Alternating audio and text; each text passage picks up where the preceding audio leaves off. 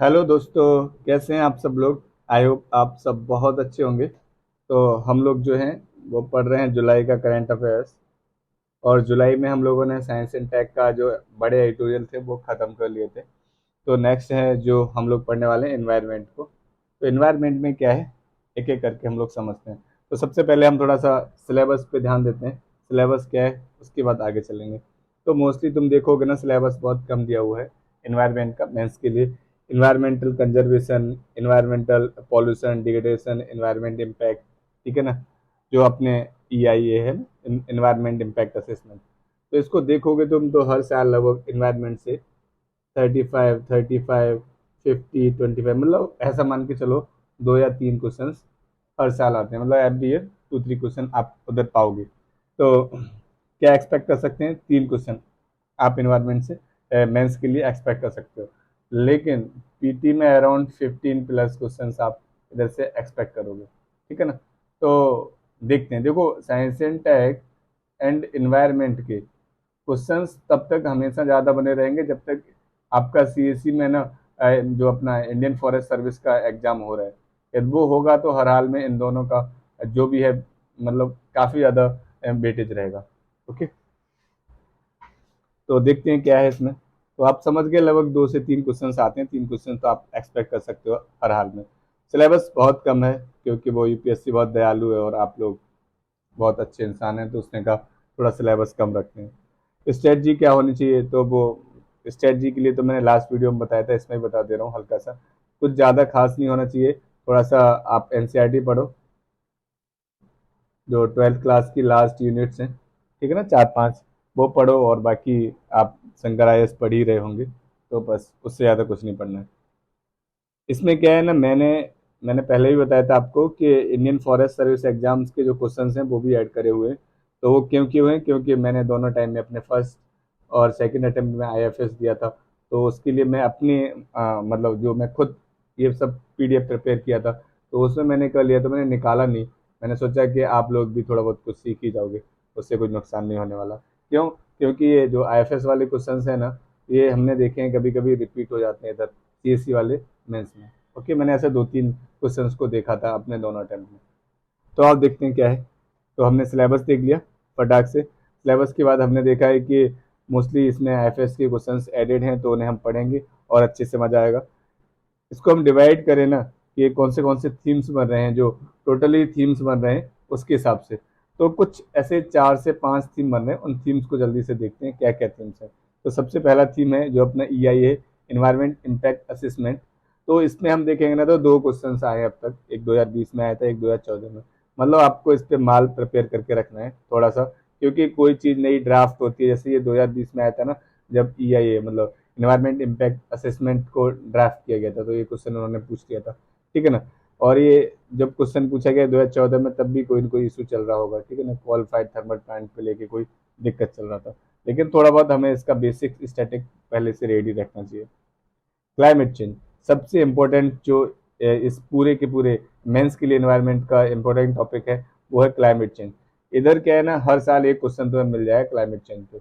अभी climate change का impact on rural area, ठीक है ना, urban area, indigenous people, agriculture, inflation, हर एक पे कुछ न कुछ इम्पैक्ट पड़ रहा है ना।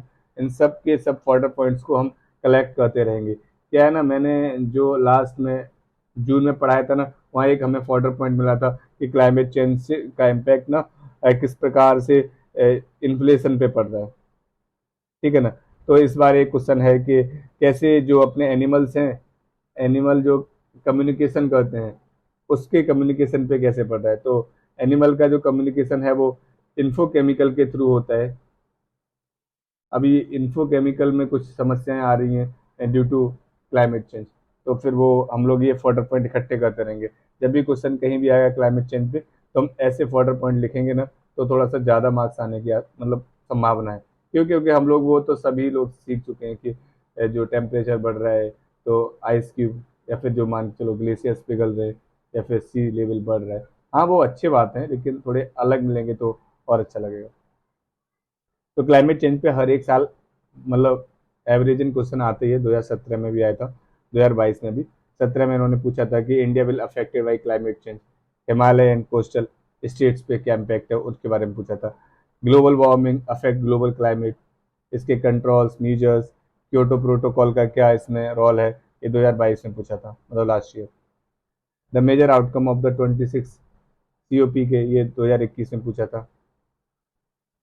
ग्लासगो क्लाइमेट समिट COP26 हुआ था, ठीक है ना, ये 2021 में आपके आईएफएस में पूछा था। और ये देखो सेम क्वेश्चन है ना, इधर सीएससी में भी पूछा था, बस थोड़ी सी उन्होंने लैंग्वेज को चेंज किया है। ये आपका 2020 में ही पूछा गया था क्लाइमेट चेंज पे आईएफएस में, ठीक है ना, इंडियन फॉरेस्ट सर्विस में 2020 में भी था। 2020 में भी था क्वेश्चन, ये इसमें बुश फायर लगा हुआ था, उसका कॉजेस और इम्पैक्ट पूछा था। तो Paris agreement on climate change, ये भी 2019 में पूछा है। तो इधर देखोगे ना आप, क्वेश्चंस मोस्टली पूछे जा रहे हैं बहुत ज़्यादा क्लाइमेट चेंज पे, तो आप इसे अच्छे से रेडी करो और हमेशा करंट अफेयर्स से जो भी फॉर्डर पॉइंट्स मिले उन्हें कलेक्ट करते रहो, ठीक है ना, और फिर वो यूज करो आंसर राइटिंग में, पहले एक दो बार यूज करके रखो, नहीं तो फिर उस टाइम पे याद नहीं रहते हैं। थर्ड है थीम एनर्जी। एनर्जी का क्या है कि एनर्जी से क्वेश्चंस काफ़ी निकलते हैं, नो डाउट। आज हम लोग पढ़ेंगे एक जो अपना विंड एनर्जी के बारे में, या फिर क्या कहते हैं अलग अलग टाइप की एनर्जीज है ना, उनके बारे में आपको रेडी रखना चाहिए। जीएस फर्स्ट में भी जो अपना ज्योग्राफी है ना, जीएस पेपर फर्स्ट में ज्योग्राफी, उधर भी एनर्जी से कभी कभी क्वेश्चंस निकलता है, तो आप रेडी करके रखो दोनों पेपरों के लिए, कहीं एक जगह नोट्स बना के रखो, ठीक है ना।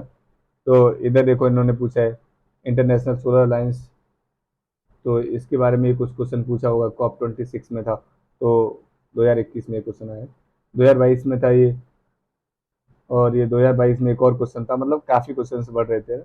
इलेक्ट्रिक एनर्जी जो सनलाइट से निकालो, एनर्जी ट्रांजिशन क्या है, ये तो मैं लास्ट शायद जून वाले करंट अफेयर्स में पूरा लिख पाया हूँ, ठीक है ना, कि एनर्जी ट्रांजिशन क्या है और कैसे अचीव कर सकते हैं हम कार्बन न्यूट्रलिटी को, ये मैंने लास्ट वाली मैगजीन में लिखा हुआ है।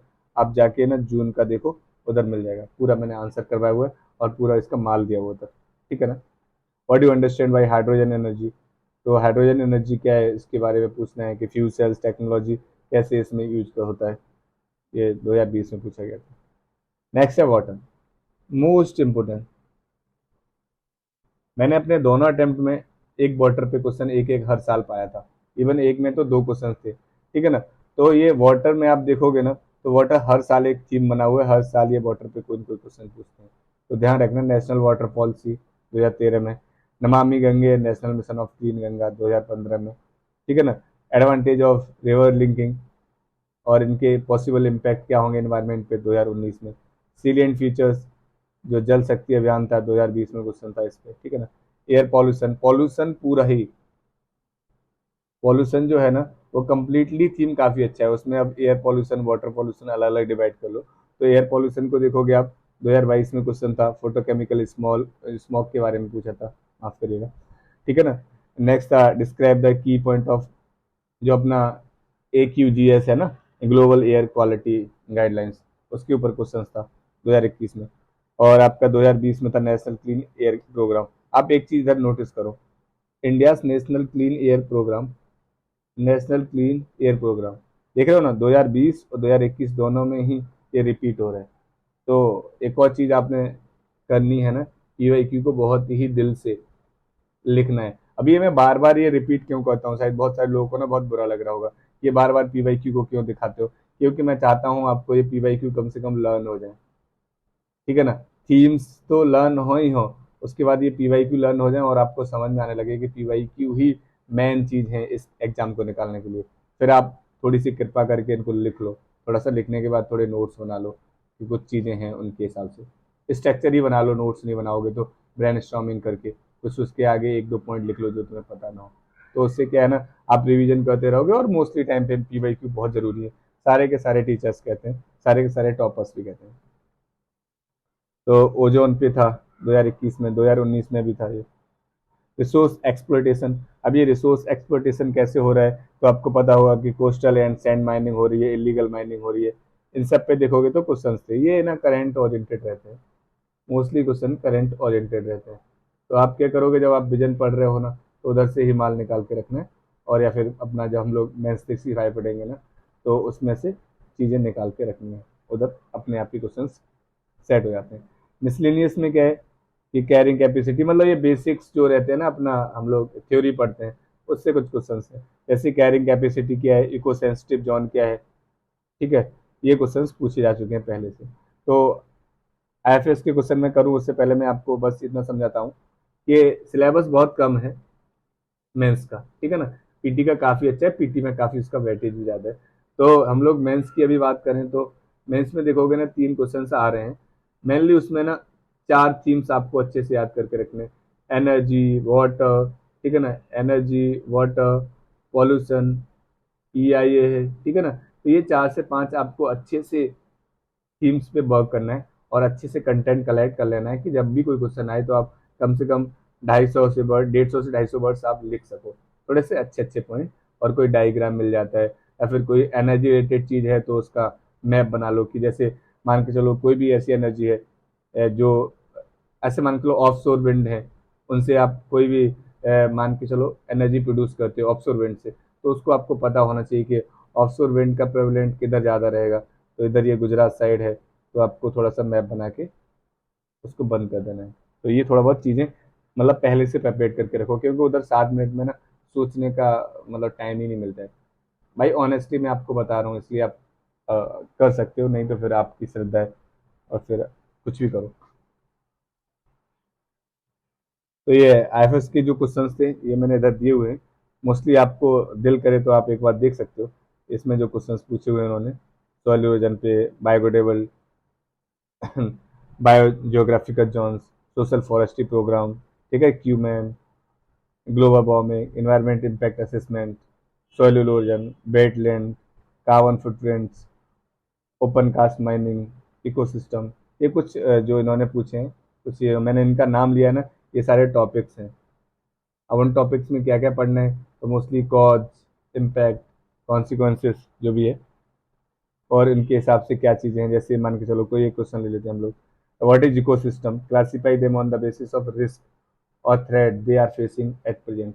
तो अभी इकोसिस्टम क्या है और वो क्या क्या थ्रेट फेसिस कर रहे हैं, ठीक है ना। ओपन कास्ट माइनिंग होती है ना, तो उसके इम्पैक्ट को डिस्कस करना है इन्वायरमेंट के डिग्रेडेशन पे, ठीक है ना। कार्बन फुटप्रिंट क्या है, ये कैसे काम करता है, ठीक है ना। सोल इरोजन और इसके कारण बताओ कि क्या क्या कारण हो सकते हैं, कॉजेस क्या क्या हैं। तो ये global warming and its significance, क्या क्या महत्व है इसके। तो फिर आप चैलेंजेस भी बताओगे इसमें, तो ये आप कर सकते हो। तो only environment impact assessment is return, ठीक है ना, जो था मैंने बताया। अभी इधर क्या है ना, मैंने 3 4 आपको बता दिए कि मोस्टली आपको याद करके रखने हैं 3 से 4 थीम्स जो मैंने अभी बताई थी। मैंने इधर कुछ इंट्रोडक्शन दे रखे हैं पहले ईआईए के, तो आप इधर से कॉपी कर लो। और इनका कंक्लूजन भी है कि क्या ईआईए होता है और क्या कंक्लूड करेंगे, सोलर एनर्जी क्या है, थोड़ा बहुत मैंने डेटा दे रखा है। बाकी ये डेटा धीरे धीरे पुराना होता रहेगा, तो आप क्या करोगे, ये डेटा को ना न्यू डेटा के साथ रिप्लेस कर दो, क्योंकि ये मैंने डेटा जो है ना 2022 वाले मेंस में बनाया था। तो अभी क्या है ना, अभी 2023 भी खत्म होने वाला है थोड़े दिन में, 3 4 महीने में। तो उसके बाद क्या है कि 2022 वाला 2023 तक कुछ न कुछ डेटा नया आ गया होगा, तो आप नया डेटा कलेक्ट करो। ये कहाँ से करोगे, वो हम लोग खुद करेंगे। कैसे, ये जब हम लोग विजन का पढ़ेंगे ना, तो इधर कहीं ना कहीं डाटा मिलता है और मैं बताता हूँ ये कहाँ पे यूज करना है, तो फिर उधर से ही कलेक्ट कर लेना। क्लाइमेट चेंज, तो ये तो डेफिनेशन चेंज नहीं होता, तो हमेशा याद रखो इसका इंट्रो। तो क्या हमने सीखा, ये सब ज्ञान बांट के जो हमने अभी तक सिलेबस देखा, पीवाईक्यू देखे, उनके थीम्स देखे, और पीवाईक्यू के हमने डायमेंशंस देखे कि क्या क्या डायमेंशंस एक टॉपिक के हो सकते हैं, कॉज, इम्पैक्ट, सिग्निफिकेंस, ये सब माल देखा। तो हमने इनसे सीखा कि हमें अपने आगे का जो नेक्स्ट हमारे मंथ्स हैं, डेज हैं, उनका प्रिपरेशन में कैसे प्रिपेयर करना है मेंस के लिए, तो वो हमने सीख लिया है। अब आगे हम चलते हैं कि और क्या क्या कर सकते हैं।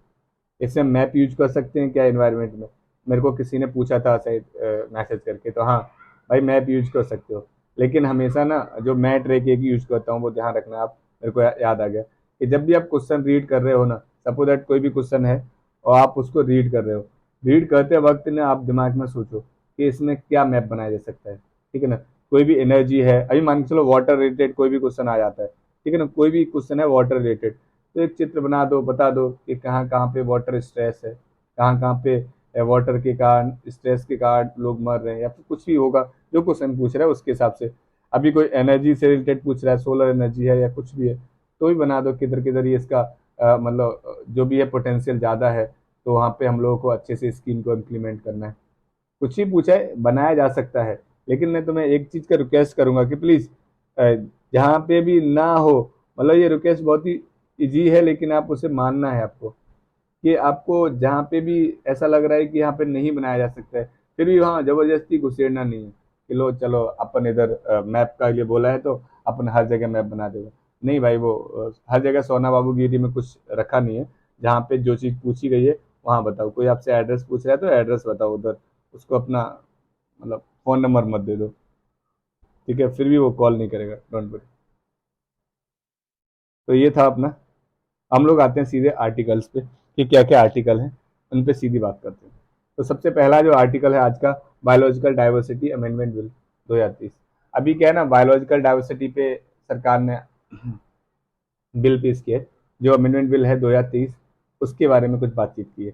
अभी ये हम लोगों ने एक नया चीज़ बताया कि मैं इधर ही आपको बता दिया करूंगा ये किसके लिए काम का है, पीटी के लिए या फिर मेंस का, तो मैं इधर लिख दिया। ये केवल पीटी के लिए काम का है, मेंस में इधर से कोई क्वेश्चन निकलने वाला नहीं है। तो हमने देखे भी कोई भी ऐसे एक्ट से, अमेंडमेंट से कोई क्वेश्चन था तो नहीं था। तो यही हमें सीखना है, ये पीवाईक्यू से हम लोग आगे की प्रिपरेशन को अच्छे से समझ सकते हैं कि कोई भी पीवाईक्यू नहीं था, नो पीवाईक्यू ऑन अमेंडमेंट, कोई भी नहीं था, ठीक है ना? या फिर किसी भी बिल को लेके कोई भी पीवाईक्यू हमने नहीं देखा। हाँ, अभी एक लास्ट ईयर जो क्वेश्चन था सुप्रीम कोर्ट के, जो मतलब रिकमेंडेशन है या फिर कोई जजमेंट है उनको लिखने के लिए, तो वो जरूरी है। लेकिन ध्यान रखना, सुप्रीम कोर्ट के जजमेंट्स और इधर ये बिल या फिर आपके मान के चलो अमेंडमेंट्स, इन दोनों में डिफरेंस है। तो ध्यान रखो, इस पे क्वेश्चन पूछा गया है, बिल्स पे नहीं पूछा गया है। तो ये बिल सिर्फ और सिर्फ कहाँ पे काम आते हैं, तो ये पीटी में काम आते हैं। कहीं पूछ लेगा कि पहले वाले बिल में क्या था, अब वाले में क्या है, तो उन्हें कंपैरिजन करना है या कंपेयर करके आपको क्वेश्चन को टिक करना है। तो बायोलॉजिकल डाइवर्सिटी अमेंडमेंट बिल 2030, तो ये केवल पीटी के लिए हम उसी हिसाब से पढ़ेंगे। अभी क्या है, देखो एक और चीज सीख लो अभी, कि जैसे मान के चलो तुम मेंस के लिए और पीटी के लिए अलग अलग कैसे पढ़ेंगे। तो देखो सिंपल है, मेंस के लिए ना हमारा पूरा स्ट्रक्चर बन के रखना चाहिए। जो भी हम टॉपिक पढ़ रहे हैं ना, उसका नोट स्ट्रक्चर वाइज होना चाहिए, कि कुछ डेटा या डेफिनेशन इंट्रो में हो, बॉडी में कॉजेस क्या है, ठीक है ना, इम्पैक्ट क्या है, कॉन्सिक्वेंसेस, मान के चलो इम्पैक्ट ही कॉन्सिक्वेंसेस होते हैं, या फिर वे फॉरवर्ड क्या है। ये पूरा एक स्ट्रक्चर बन के नोट्स में आएगा मेंस के लिए। पीटी में क्या आता है, डेटा, कोई फैक्ट, और सबसे इंपॉर्टेंट आता है की टर्म। कोई भी ऐसा टर्म, क्योंकि मोस्टली पीवाईक्यू को जो क्वेश्चन अभी आप लोग देखोगे ना पीटी के, वो मोस्टली क्वेश्चंस जो है ना, उनमें एक ही चीज है, वो पूछेगा कि जैसे मान के चलो एम स्ट्रिप है, एम स्ट्रिप, वो पूछेगा समटाइम इन न्यूज, क्या है ये बताओ, इसका कंटेक्स्ट किससे है। अभी कुछ भी क्वेश्चन पूछता है ना साइंस एंड टेक और एनवायरमेंट में, तो हमेशा एक टर्म उठाएगा और पूछ लेगा समटाइम इन न्यूज, बता दो ये क्या है। तो उस हिसाब से आप सीखना यहीं पे आपको कि पीटी के लिए क्या है, केवल वो टर्म्स को याद रखना है, बाकी ये जो फर्जी चीज है उसको छोड़ देने का है। ये नहीं है कि फिर वो सोना बाबू की तरह आप बैठ जाओ फिर आपको हर एक टॉपिक पे पीएचडी करने का है। तो वो पीएचडी आप करते रहो और जवानी बर्बाद कर दो आप पीएचडी करने में, और फिर उसके बाद में आपको क्या मिलेगा आप खुद ही समझ जाओगे। तो मेनली क्या है ना, अपना पुराना वाला धंधा, कि हमें फोकस करना है रोटी पे, रिटर्न ऑफ टाइम इन्वेस्टमेंट पे, ठीक है ना। तो वहाँ पे ना पीटी के लिए जो चीज़ें पढ़नी है, स्मार्ट स्टडी करनी है हमें। हमें क्या है कि जो चीज़ छोड़नी है वो हमें सीखना है। तो हम समझ गए ना, पीटी के लिए टर्म्स इंपॉर्टेंट होते हैं, कुछ डेटा, हर एक बात का डेटा नहीं, कुछ टर्म्स इंपॉर्टेंट है, उनके कंटेक्स्ट बराबर हमें पता होना चाहिए, बस इतना ही माल हमें पीटी में पढ़ना होता है। और मेंस के लिए हमारा स्ट्रक्चर के साथ में कंटेंट रेडी रहना चाहिए, कि जैसे ही क्वेश्चन उस पर आता है तो हमारा पहले ही ब्रेन में, क्योंकि नोट्स में हमारा स्ट्रक्चर था, तो ब्रेन में अपने आप ही वो आ जाए, क्योंकि हमने बहुत बार रिवाइज किया। तो मैं भी आप समझ गए होंगे दोनों को पढ़ना कैसे।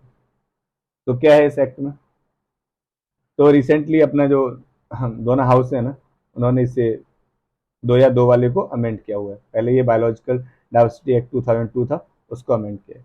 तो अभी इसका एम क्या था, इसका एम था meet the objective of the, जो अपना United Nations conservation of biological diversity, CBD जो अपना है ना, उस सीबीडी के जो भी क्या कहते हैं ऑब्जेक्टिव्स हैं, उनको ये मीट करेगा, ये इसका ऑब्जेक्टिव है। मान के चलो क्या है, देखो पहले थोड़ा सीबीडी के बारे में जान लेते हैं तो फिर और अच्छे से क्लियर हो जाएगा। सीबीडी क्या है, United nation convention on biological diversity, ठीक है, यूएन हटा देते हैं, हम सीबीडी याद रखते हैं, ठीक है ना, कन्वेंशन ऑन बायोलॉजिकल डाइवर्सिटी। ये क्या लीगली बाइंडिंग है? यस। ये मैंने इसके ऊपर डिब्बा क्यों किया है? इसलिए क्योंकि ये पीटी में ऐसे क्वेश्चन सीधे पूछ लेता है कि लीगली बाइंडिंग है कि नहीं है। तो फिर आप उधर बैठ जाओगे चौमू की तरह कि भाई ये तो बहुत कठिन क्वेश्चन हो गया। कठिन क्वेश्चन नहीं, आप पहले से ही आदत में रखो। क्यों? क्योंकि पीवाईक्यू हम क्यों पढ़ रहे हैं बार बार? इसीलिए कि हैबिट पहले से रेडी रहे कि वो जैसे क्वेश्चन पूछ रहा है वैसे ही हम पढ़ना सीखें। ये नहीं कि हम अपने हिसाब से पढ़ रहे हैं। नहीं भाई, जैसे वो पूछ रहा है वैसे पढ़ो, क्योंकि हर हाल में हमें उसका ही एग्जाम देना है, अपना एग्जाम बना हुआ नहीं देना है।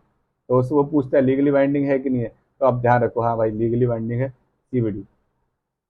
ये इसके 3 गोल्स हैं: conservation of biological diversity, sustainable use of its component, fair and equitable sharing of benefit arise from genetic resources. अब क्या मैं समझाता हूँ सरल भाषा में। ये कहना चाहता है कि कैसे भी करके ना बायोलॉजिकल डाइवर्सिटी जो भी है उसको कंजर्व करो। कंजर्वेशन होना चाहिए, मतलब उसका सुरक्षा करो, उसे खत्म ना होने दो, उसको कंजर्व करके रखो। ये सस्टेनेबल यूज करो कंपोनेंट्स के, जो भी अपने बायोलॉजिकल डाइवर्सिटी से रिलेटेड जितने भी कंपोनेंट्स हैं, सॉरी, तो उनको ना ऐसे यूज करो कि उससे कोई नेगेटिव इम्पैक्ट ना पड़े एनवायरनमेंट पे। माफ कीजिएगा, मैंने ये पॉजिटिव कर दिया। नेगेटिव इम्पैक्ट ना पड़े कोई इन्वायरमेंट पे, ठीक है ना। और फेयर एंड इक्विटेबल शेयरिंग रहनी चाहिए। अभी कोई भी चीज़ जेनेटिक रिसोर्सेज से हमें मतलब मिलता है ना, तो उसको अच्छे तरीके से शेयर करो, मतलब बांटो अच्छे से।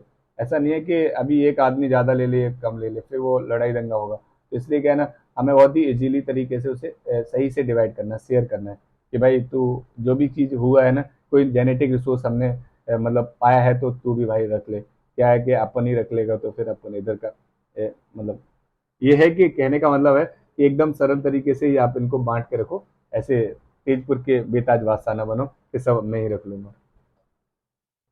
नेक्स्ट क्या है, ये इंडिया इसका मतलब पार्टी है कि नहीं है, तो इंडिया इसका मेंबर है, तो ध्यान रखना मेंबरशिप इंडिया के पास है, ये ध्यान रखो, लीगली है, इंडिया मेंबर है। कोर एग्रीमेंट मोस्ट इंपोर्टेंट चीज़ है, इसमें मैंने इसलिए 2 स्टार बना के रखे थे, बहुत ज़रूरी है। अभी सीबीडी से रिलेटेड देख रहे हो आप, 3 जो आपकी चीजें हैं, 2 तो आपको याद होनी चाहिए। नागोया प्रोटोकॉल, जो नागोया प्रोटोकॉल है वो किसके साथ है? सीबीडी के साथ। तो ये किस पे है? अभी ऐसा पूछे सीएपीएफ में क्वेश्चन पूछा गया था शायद 2021 वाला, तो उसमें एक क्वेश्चन पूछा था उन्होंने कि नागोया प्रोटोकॉल किससे रिलेटेड है, तो फिर वो उधर सीधा ऑप्शन था सीबीडी से, मतलब कन्वेंशन ऑफ बायोलॉजिकल डाइवर्सिटीज। तो आपको याद रखना। Next, Katenga protocol on biosafety, तो कटेंगा प्रोटोकॉल भी किससे रिलेटेड है? सीबीडी से, ठीक है ना। और ये तीनों के तीनों रिलेटेड किससे हैं? तो बायोलॉजिकल डाइवर्सिटी से, सीबीडी और आपका कटेंगा और नागोया, ठीक है ना। एक और है नागोया कोलालमपुर सप्लीमेंट्री, तो ये कोई खास नहीं है क्योंकि उसी को आगे बढ़ाया गया था। तो ये 2 याद रखनी है आपको, नागोया और कटेंगा। तो कटेंगा नागोया दोनों जो अपनी बायोलॉजिकल डाइवर्सिटी है उससे रिलेटेड है, और ये सीबीडी से निकले हुए एग्रीमेंट है। ये हर दूसरी साल लोग मिलते हैं मौज काटने के लिए, ठीक है ना। तो कब? हर दूसरी साल, हर साल नहीं मिलते हैं। तो ध्यान रखना, हर साल मिलते हैं क्या? नहीं रहे, बहुत धंधा रहता है, लोग बिजी रहते हैं, तो वो उनको भी अपने सोना बाबू से मिलना रहता है। तो दूसरी साल पे मिलते हैं, फर्स्ट ईयर पे नहीं मिलते, दूसरी साल पे मिलते हैं। Convention cover biodiversity at all level, जितना भी लेवल है ना, हर एक लेवल का ये बायोडाइवर्सिटी को इसमें मतलब कवर करता है। Ecosystem, species and genetic resources, हर एक चीज़ को इसमें कवर किया गया है। तो ये आपको समझ में आ गया कि सीबीडी क्या था। तो हमने अभी क्या देखा कि सीबीडी, तो ये लीगली बाइंडिंग है, इंडिया इसका मेंबर है, और इसकी 2 एग्रीमेंट नागोया और कटेंगा। तो ये इनका एम क्या है, तो अब हम एम को समझेंगे कि जो एम सीबीडी का है ना, उसको ये फुलफिल करना चाहते हैं एनी हाउ, ठीक है ना। तो conservation biodiversity, promote sustainable development, ठीक है ना, ensure just and fair distribution, जो हमने ये 3 बातें पढ़ी थी ना, ये देखो ऑब्जेक्टिव, जो ये अपने सीबीडी के ऑब्जेक्टिव थे ना, वही सेम ऑब्जेक्टिव इस बिल के, क्योंकि उन्होंने पहले ही कह रखा है meet the objective of United Nation, जो अपना सीबीडी है उसका। तो ध्यान रखना है आपको कि कंजर्व करना है और यूज करना भी है, तो सस्टेनेबल यूज करना। सस्टेनेबल यूज का मतलब होता है भाई मेरे, इतना यूज करो जिससे कोई नेगेटिव इम्पैक्ट ना पड़े, समझ गया ना। मतलब कोई ऐसा है कि कोई जितना कोई प्लांट है जितना प्यार से आपको दे रहा है, जो भी उसका फ्रूट है या फिर जो भी चीज़ है उसका बोर्ड है, उतना ही लो, जबरदस्ती उसको काट मत दो उसकी जिंदगी को खत्म करने के लिए। अभी एक्ट में और क्या नया चीज है कि ये डिसेंट्रलाइज किया गया है 3 टायर में। 3 टायर में कैसे? नेशनल लेवल पे, स्टेट लेवल पे और लोकल बॉडी पे। जब भी कोई भी अपने यहाँ डिसेंट्रलाइजेशन होता है ना, तो वो हमेशा 3 टाइप से होता है इंडिया में। तो नेशनल लेवल पे होगा, सेंटर पे कुछ बनाया जाएगा, स्टेट लेवल पे होगा, फिर वो लोकल बॉडी लेवल पे होगा। तो यही इन्होंने बताया, टैक्ट जो अपना एक्ट है उसको डिसेंट्रलाइज किया गया। अभी इसके सिग्निफिकेंस क्या है इस बिल के? तो इसका सिग्निफिकेंस है कि जो भी हमें मेडिकल प्लांट्स की जरूरत होगी, reduce the pressure of wild medicine plant. जो भी जितने भी मेडिसिन प्लांट की हमें जरूरत होगी ना, तो हम अंधाधुंध नहीं उखाड़ लेंगे। ऐसे मान के चलो कि तुम उन्हें बेच के उनकी रोजी रोटी चला रहे हो उन प्लांट्स पे। जैसे हमने मोस्टली ना ट्राइब्स के बारे में देखा होगा, जिन लोगों का एंथ्रोपोलॉजी ऑप्शनल होगा उन लोगों को समझ में आ रहा होगा ना।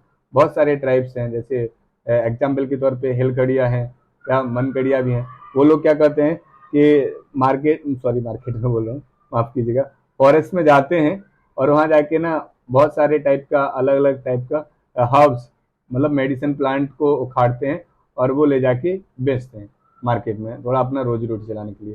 तो अभी ये लोग कह रहे हैं कि इस पे जो प्रेशर है ना, वाइड में जो मेडिसिन का के जितने भी प्लांट रहते हैं उन पे कम करना है। ऐसा नहीं है कि उन लोग को जो और दूसरा रोजगार दिया जाएगा, दिया जाएगा कि नहीं दिया जाएगा वो इनकी पॉलिसी खुद बताएगी। मतलब मैं सिर्फ एग्जाम्पल पे आपको समझाने का कोशिश किया कि वो लोग ना बहुत ज्यादा प्रेशर डाले हुए हैं, क्योंकि उनका सबका रोजी रोटी ही उस प्लांट को बेच के चलता है। तो उससे क्या है ना, वो मेडिकल प्लांट खत्म होने की मतलब बहुत ज्यादा ही पॉसिबिलिटी है ना। तो फिर वो मतलब उनको सही करने के लिए सरकार को कुछ करना पड़ेगा। अभी क्या है ना, देखो, सरकार जब भी पॉलिसी बनाती है ना, आप समझ लो कि कल आप सरकार में जाओगे तो पॉलिसी ना डायरेक्ट वो दिखाना चाहते हैं कि इसका इम्पैक्ट क्या है डायरेक्ट, लेकिन वो डायरेक्ट जो पीछे के जो मेन कॉज है ना वो नहीं खत्म करना चाहते। जैसे तुमने एग्जाम्पल देखा होगा, एक कॉमन एग्जाम्पल, कि क्या करेंगे ये सबसे पहले ये दिखाने के लिए कि हमने सड़क बनवा दी है, तो फटाक से सड़क बनवा देंगे, फिर 2 दिन बाद सड़क खोदेगी तो उसमें नाला का पाइप डाला जाएगा।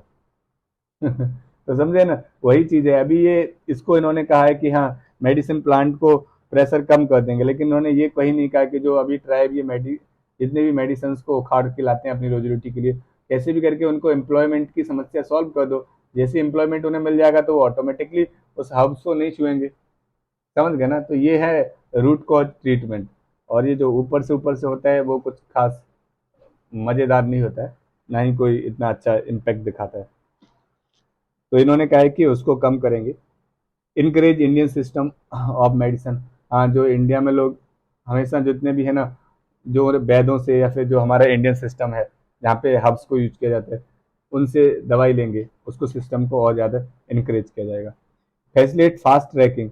अभी क्या है ना, हम लोग बहुत ज़्यादा ध्यान देंगे रिसर्च पे, पेटेंट एप्लीकेशन पे, ट्रांसफर ऑफ रिसर्च रिजल्ट पे, जिससे कि और अच्छे से इस सबको आगे बढ़ाया जा सके। Bring more foreign investment.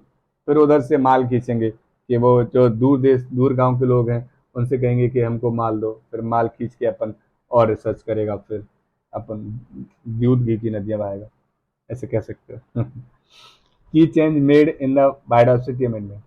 अभी देखना है कि अभी क्या क्या चेंजेस किए गए हैं 2002 के हिसाब से और 2023 के हिसाब से, फिर उसके बाद हम लोग पूरा रिकॉल कर लेंगे। तो मोस्टली ना मेरे को जो चेंजेस दिखे वो बहुत कम दिखे, ऐसा कुछ खास चेंजेस थे नहीं। ये 2-3 चेंजेस किए गए हैं, मेनली 3 चेंजेस हैं। तो वही एक चीज होती है हमेशा जब भी कंपैरिजन करना होता है ना, तो आप लोग जानते होंगे कंपैरिजन चाहे किसी को भी करो, ठीक है ना, ज्यादा चेंजेस मिलते नहीं है। अभी मान के चलो एक पर्सन है और दूसरा पर्सन है, इनमें जब भी कंपैरिजन आएगा तो कुछ ज्यादा खास नहीं आता है, बस इतना रहता है कि इसका नाम बदला होगा, इसका नाम एक्स होगा, इसका वाई होगा, वो तुम्हारा वाला एक्स नहीं, ठीक है ना, ये अपना एबीसीडी वाला एक्स होगा, किसी का वाई होगा। ओके, तो उसके अलावा 2-4 ही प्रॉपर्टी डिफरेंट होंगी कि मॉर्निंग में जल्दी उठता होगा वो, मतलब नाइट में जल्दी सोता होगा, ऐसे करके। तो इसको आप देखोगे ना तो कुछ ज्यादा मेरे को खास नहीं मिला। कि पहले देखो, जो मॉर्निंग वाला मैंने बात दिया वो सबसे पहले ही हो गया। कि पहले क्या था 2022 वाले में, एक्ट रिक्वायर प्रायर अप्रूवल, ठीक है ना, जो भी किसी प्रकार से होगा ना वो पहले आपको पूछना पड़ेगा।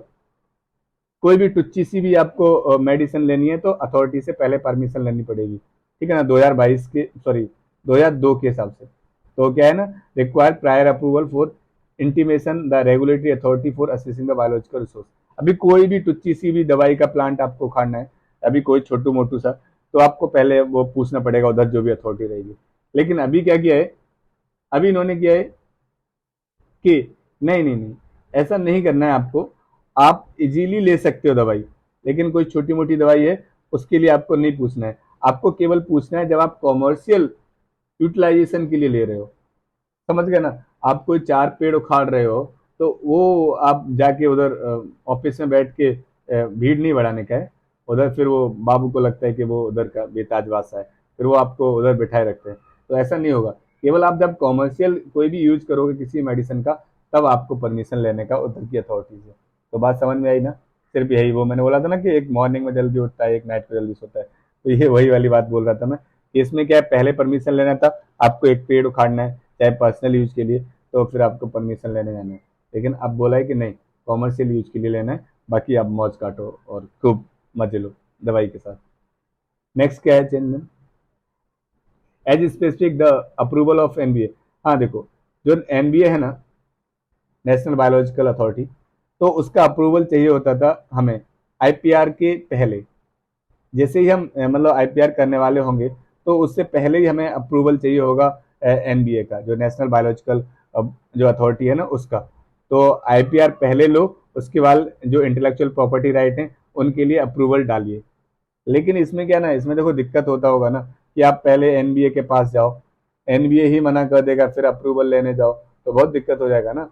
तो इसमें क्या किया गया, इसमें सुधार किया गया कि नहीं, एन आईपीआर के लिए आप अपना जो भी डालना है आप डाल दो, उसके बाद वहां से पास हो जाए, फिर वो एनबीए को पूछो। अभी इधर क्या था, इधर एनबीए हीकड़ी में रहता था हमेशा, ठीक है ना, कि नहीं पहले मेरे से पूछोगे तभी कुछ होगा। तो हमेशा एनबीए को फिर कुछ पैसे खिलाने पड़ते होंगे या फिर उनके हाथ पैर जोड़ने पड़ते होंगे, भाई दे दे, अपन का मजबूरी है। फिर इधर क्या है, इधर अब जो है नया एक्ट आया, इसमें एनबीए की हीकड़ी निकल गई। क्यों, क्योंकि उसको कोई पूछेगा नहीं, वो बाद में पूछने थे, वो आईपीआर के लिए चला जाएगा फिर बाद में पूछने। तो फर्स्ट आप समझे ना, पहले अथॉरिटी से हर टुच्ची दवाई के लिए दवा वो पूछना पड़ता था, लेकिन अब कॉमर्शियल के लिए पूछा जाएगा। सेकंड, आईपीआर करने से पहले हमें एनबीए से परमिशन लेनी पड़ती थी, अब वो उसकी हिकड़ी निकल गई। थर्ड है बेनिफिट शेयरिंग। अभी बेनिफिट शेयरिंग में क्या है ना, इसमें ना जो यूजर्स थे, जो भी कोई भी किसी प्रकार का बायोलॉजिकल रिसोर्स यूज कर रहे थे, ठीक है ना, वो लोकल कम्युनिटी के लिए फ्री था, मतलब लोकल कम्युनिटी को शेयर करना था उनको। जैसे मान के चलो, ये कोई है जहाँ से किसी ने निकाला, कॉमर्शियल वाले ने, यहाँ कोई लोकल कम्युनिटी रहती है, तो उसको भी थोड़ा माल मिल जाता था। बट इस बार इन्होंने क्या कर दिया है कि कहा है codified traditional knowledge from his this requirement.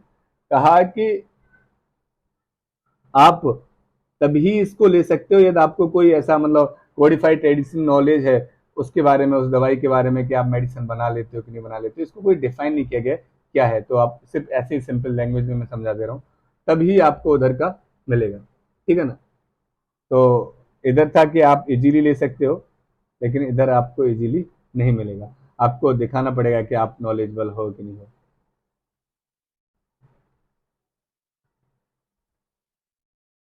Offence and penalty. अभी कोई आदमी है ना जो इलीगल पकड़ा जाता है, तो पहले क्या था, 5 साल के लिए पनिशेबल था, ठीक है ना, कोई भी, और उस पर जुर्माना भी लग सकता था, दोनों थे। लेकिन अभी क्या किया इन्होंने, डिक्रिमिनलाइज कर दिया।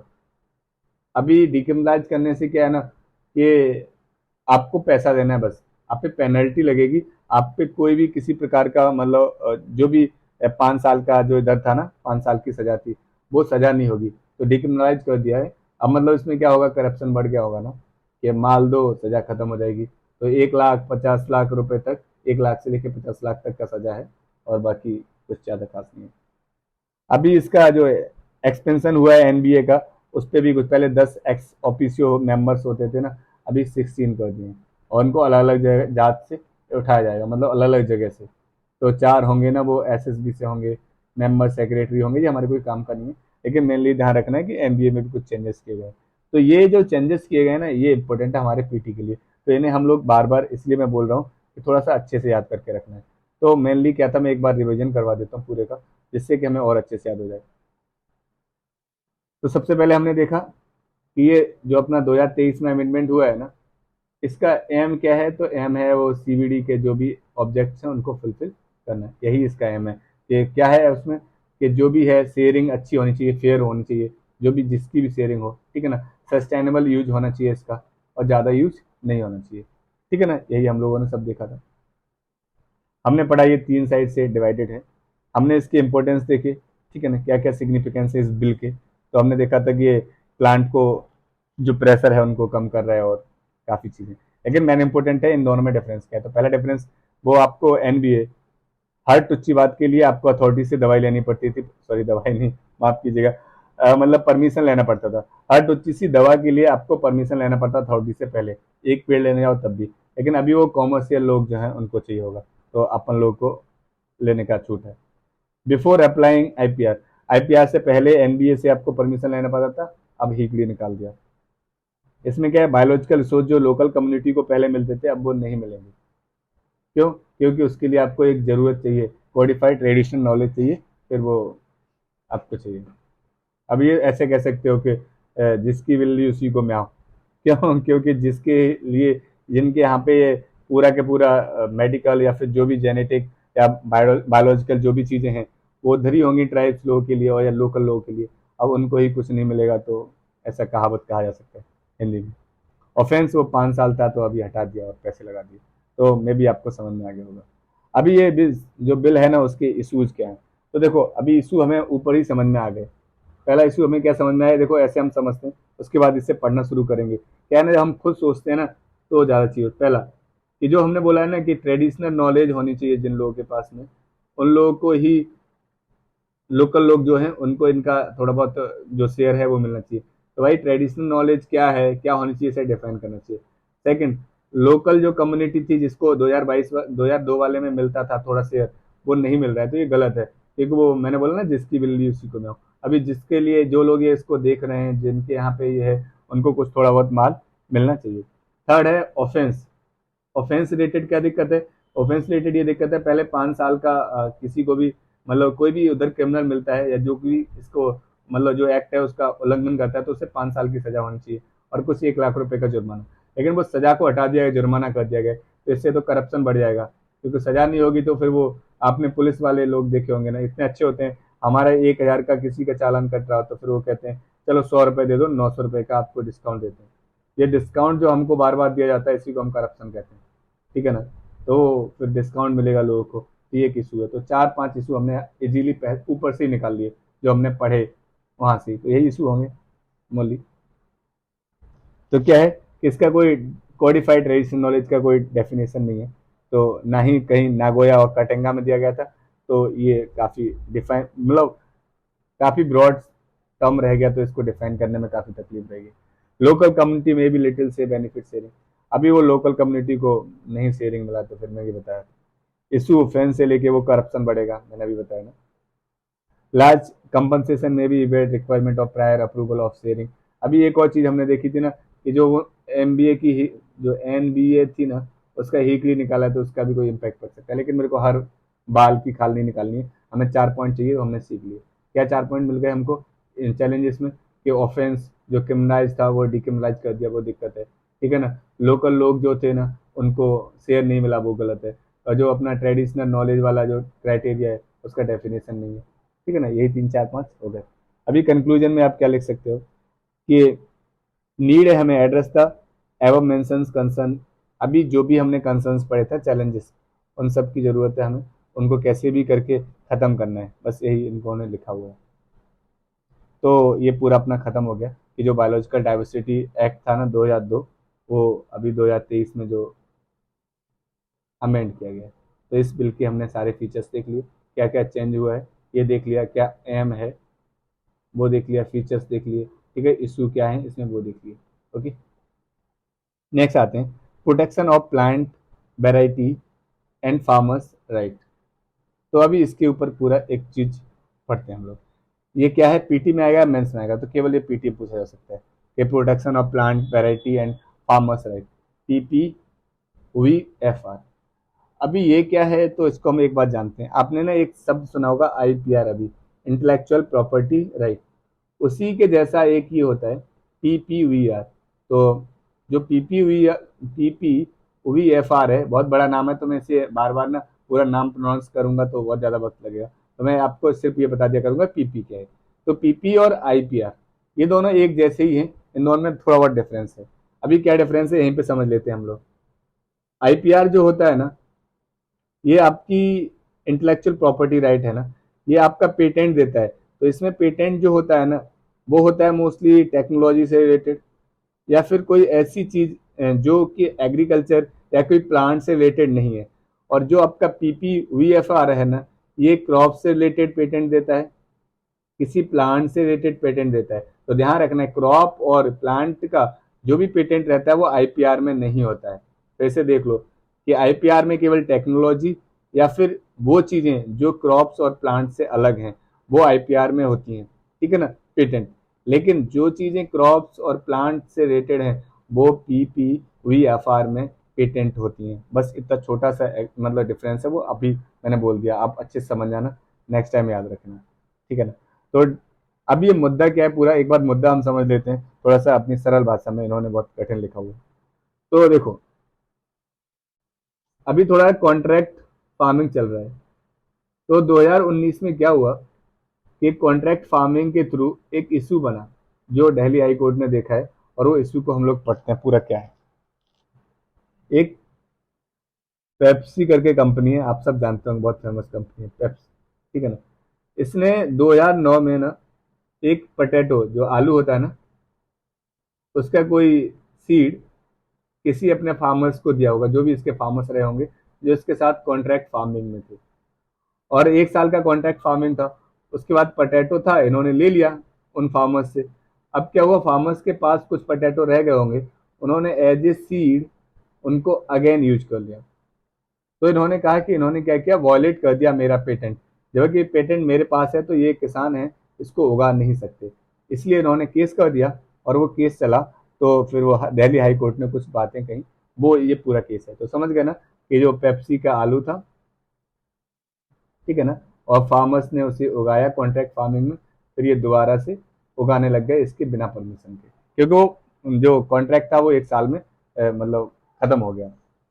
तो दिल्ली हाई कोर्ट ने कहा है कि जो पेप्सिको, जो इसका पूरा नाम है पेप्सिको इंडिया होल्डिंग, तो उसने जो किसानों के अगेंस्ट यहाँ पे केस किया था ना, वो मतलब रद्द कर दिया है। क्यों, वो हम लोग अभी पढ़ने वाले हैं।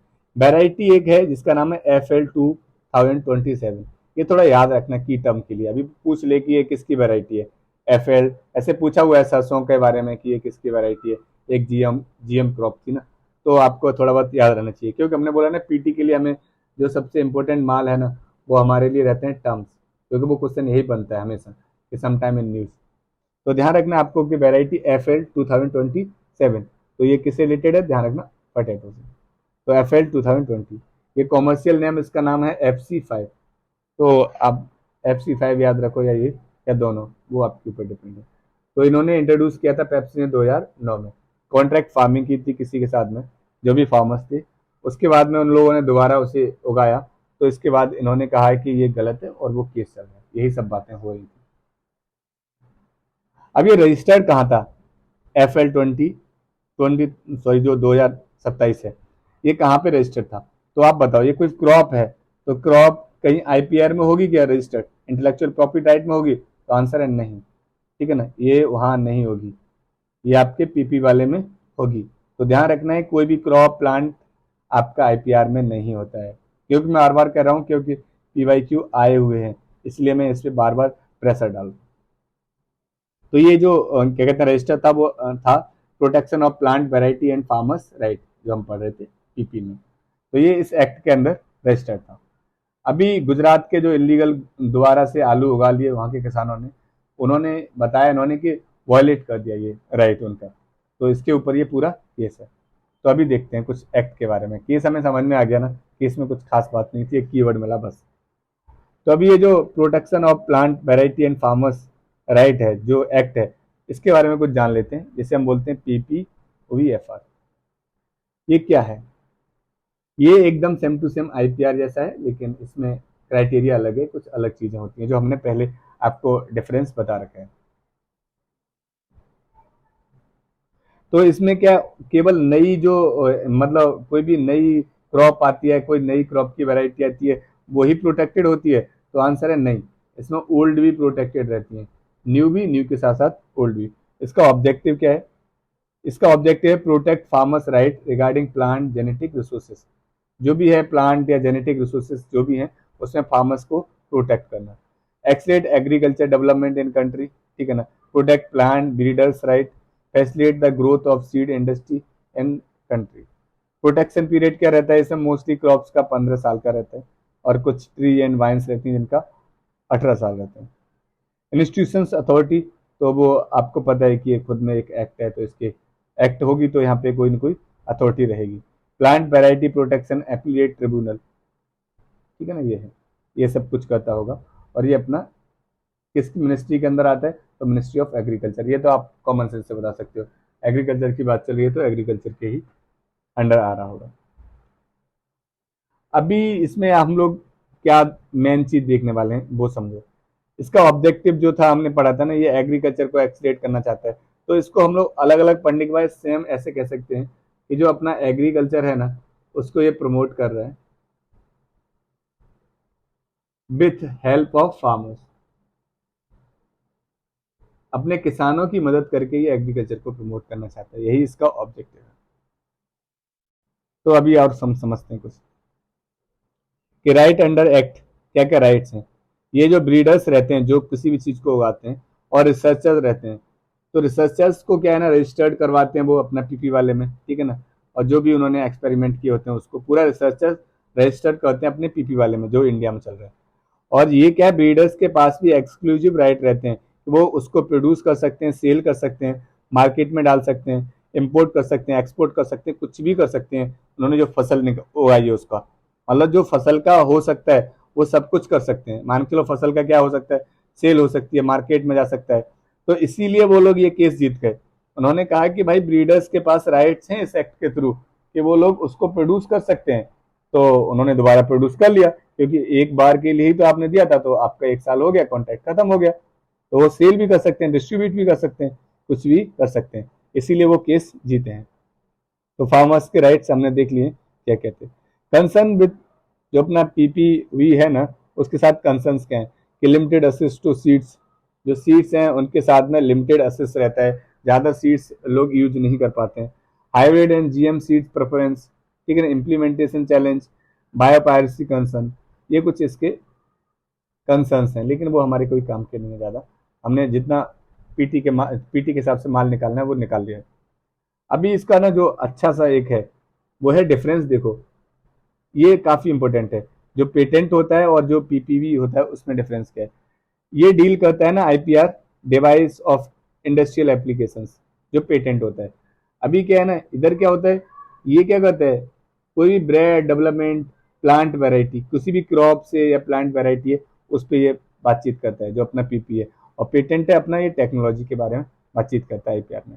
Set of exclusive right granted by states, ठीक है ना, वो स्टेट्स के हिसाब से कुछ राइट्स होते हैं। मान के चलो कोई आपने दवाई बनाई, तो आपकी दवाई के लिए ना कुछ राइट्स हैं ना, वो स्टेट्स ले सकता है एक लिमिटेड टाइम के बाद में। ऐसे लिमिटेड पीरियड रहेगा तब तक आपका पेटेंट है, उसके बाद में वो चाहेगा तो कुछ राइट्स ले सकता है। जैसे अपने यहाँ पे ना देखा होगा आपने, बहुत सारी मेडिसिन हैं, बहुत सारी मेडिसिन हैं, मोस्टली आप देखोगे ना इंडिया में मेडिसिन का कॉपी मिलता है।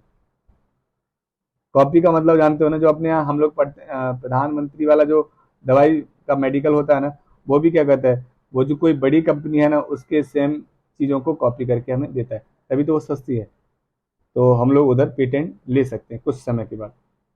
No provision for benefit sharing, इधर शेयरिंग नहीं कर सकते पेटेंट में, किसी प्रकार की शेयरिंग नहीं होगी जब तक वो टाइम है। यदि आपको शेयरिंग चाहिए तो आपको पैसा देना पड़ेगा, परचेज करना पड़ेगा। Provision for benefit sharing compensation to farmers, इधर अपन शेयर कर सकते हैं, ठीक है ना, तभी तो हम लोग जो किसान लोग हैं ना वो क्या किए, तभी तो इधर जीत गए वो केस, क्योंकि इधर थोड़ा शेयरिंग है, लेकिन पेटेंट में शेयरिंग नहीं है, उधर आपको पैसा देना पड़ेगा। अभी कोई रेडी एंड रेडी ने मान के चलो मेडिसिन बनाए, यदि हम उसे बनाना चाहते हैं उसका मतलब जो भी फर्स्ट कॉपी है, तो हमें थोड़ा सा उनको देना पड़ेगा पैसा और उनसे पेटेंट लेना पड़ेगा, वो पेटेंट सेल कर सकते हैं। लेकिन इधर थोड़ा शेयरिंग है तो इधर अपन शेयर कर सकते हैं। ओके, तो आई होप आप लोग समझ गए होंगे कि पेटेंट और जो अपना पीपी है इसमें डिफरेंस क्या है, और ये जो केस था पूरा वो केस में क्या चल रहा है। एक क्वेश्चन आओ सॉल्व करते हैं।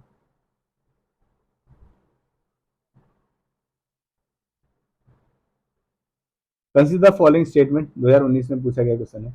According to Indian patent act, a biological process to create a seed can be patent in India.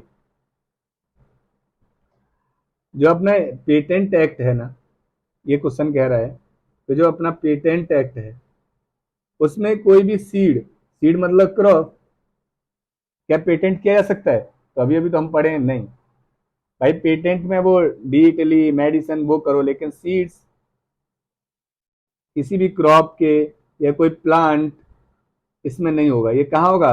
तो ध्यान रखो, पीपी में होगा रजिस्टर्ड। कहाँ होगा? पीपी में। और ये शेयर भी किया जा सकता है। तो ये पहला अपना ऑप्शन गलत हो गया कि भाई नहीं, ये पेटेंट एक्ट में नहीं कर सकते, तो पहला हटा दो। ठीक है, अब दो बचे। In India there is no intellectual property appellate board. अभी तो हम लोग पढ़े थे कि हर एक जो भी कोई एक्ट होता है ना, कोई भी एक्ट है उसके नीचे एक बोर्ड होता है। ध्यान रखना है आपको हमेशा के लिए, कोई भी एक्ट होगा ना उसके नीचे एक बोर्ड होगा, उधर एक्ट के थ्रू जो भी चीजें हो रही है उनको देखभाल करने के लिए। तो ये भी गलत है भाई, ये ऐसा नहीं हो सकता। तो फिर वो ऑप्शन बच गया सी केवल। Plant variety are not eligible to be patent in India, वो तो हम लोग जानते थे कि प्लांट की वेराइटी है वो इंडिया में एलिजिबल नहीं है किसके लिए? पेटेंट कराने के लिए। क्यों? क्योंकि वो रजिस्टर होती है बीपी में। ठीक है ना, तो ये क्वेश्चन फर्स्ट था। एक और क्वेश्चन देखते हैं। How does national biodiversity authority, जो एनबी हमने फर्स्ट वाले आर्टिकल में पढ़ी थी, इन प्रोटेक्टिंग इंडियाज एग्रीकल्चर, कैसे एनबीए इंडिया की जो एग्रीकल्चर है उसको प्रोटेक्ट कर रही है, ये लाइन बोलना चाह रही है। 2019 में ये भी क्वेश्चन आया। NBA check the biopiracy and protect the indigenous and traditional genetic resource. हाँ, अभी अभी हमने पढ़ा है कि बायोपायरेसी के लिए एनबीए काफी ज्यादा ध्यान देता है। क्यों? क्योंकि हमने देखा था ना कि एनबीए से हमें परमिशन लेना पड़ता है पेटेंट के टाइम पे। पहले 2002 वाला एक्ट था ना, उसमें पहले लेना पड़ता था, लेकिन अभी क्या है ना, अभी आईपीआर करवाएंगे उसके बाद में लेना पड़ेगा, लेकिन लेना तो पड़ता है ना। अभी अभी हमने वो पढ़े थे ना कि जैसे अभी एनबीए की हिगड़ी निकल गई।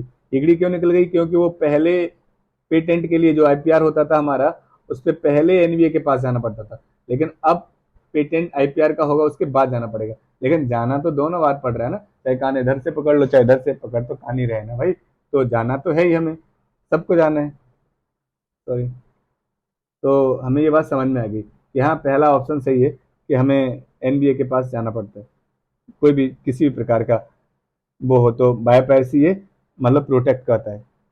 NB directly monitor the supervising scientific research on genetic medicine. अभी देखो एक मस्त बात बोला कि जो जेनेटिक में जो भी मॉडिफिकेशन होते हैं, जो भी जीएम क्रॉप्स है ना, उनका सुपरविजन और मॉनिटरिंग एनबीए करता है। ये क्वेश्चन पूछना चाह रहा है, तो भाई इसका आंसर है नहीं। अभी आप बोलोगे नहीं, क्यों नहीं करता है? कि जीएम क्रॉप्स का जो मॉनिटरिंग है ना, वो करता है जेनेटिकली मॉडिफाइड या फिर genetically modified engineering appraisal committee. आप जाके पीछे मई या शायद, हाँ, मैंने जून में या मई में करवाया हुआ है पूरा ये। तो ध्यान रखना है, जीएम क्रॉप, जो भी जीएम क्रॉप्स होती हैं उनका पूरा मॉनिटरिंग और सुपरविजन है ना, वो कौन करता है? वो करता है जेनेटिक इंजीनियरिंग अप्रेजल कमिटी, ना कि एनबीए। तो देखा ना, वो हमेशा बॉडी को चेंज कर देता है। ये चीज हमें सीखनी है कि बॉडी का नाम चेंज करके बाकी माल सब सही रखा है। तो ध्यान रखना है कि एनबीए ये काम नहीं करता, ये जेनेटिक कल इंजीनियरिंग जो अप्रेजल कमिटी है ना, वो ये काम करती है। तो ये दो दूसरा गलत हो गया, तो दो गया, दो गया। अब बचा फर्स्ट एंड थर्ड। तो फर्स्ट तो सही है, अभी थर्ड को देख लेते हैं।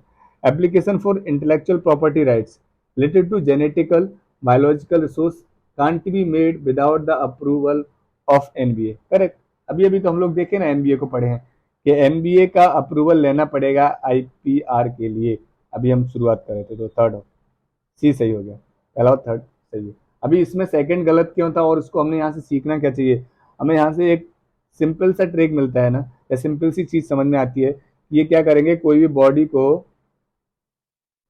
हटा देंगे, उसकी जगह कोई दूसरी बॉडी लगा देंगे, उससे मैच कर रही होगी या उसी के फील्ड की होगी। यदि आपको परफेक्ट चीजें नहीं पता है तो आपका क्वेश्चन गलत हो जाएगा। तो ये दोनों क्वेश्चन हमने देख लिए। थर्ड आर्टिकल पे आते हैं। थर्ड आर्टिकल है टाइगर कंजर्वेशन इन इंडिया। ये पीटी या मेंस, तो इधर लिखा है मैंने केवल पीटी के लिए, और कुछ फैक्ट याद रखने हमें, इधर अपना सारा माल याद नहीं करने का। क्यों? क्योंकि इसमें कुछ ऐसा है नहीं है जो मेंस के लिए हो, इवन फॉर्डर पॉइंट भी नहीं मिलते।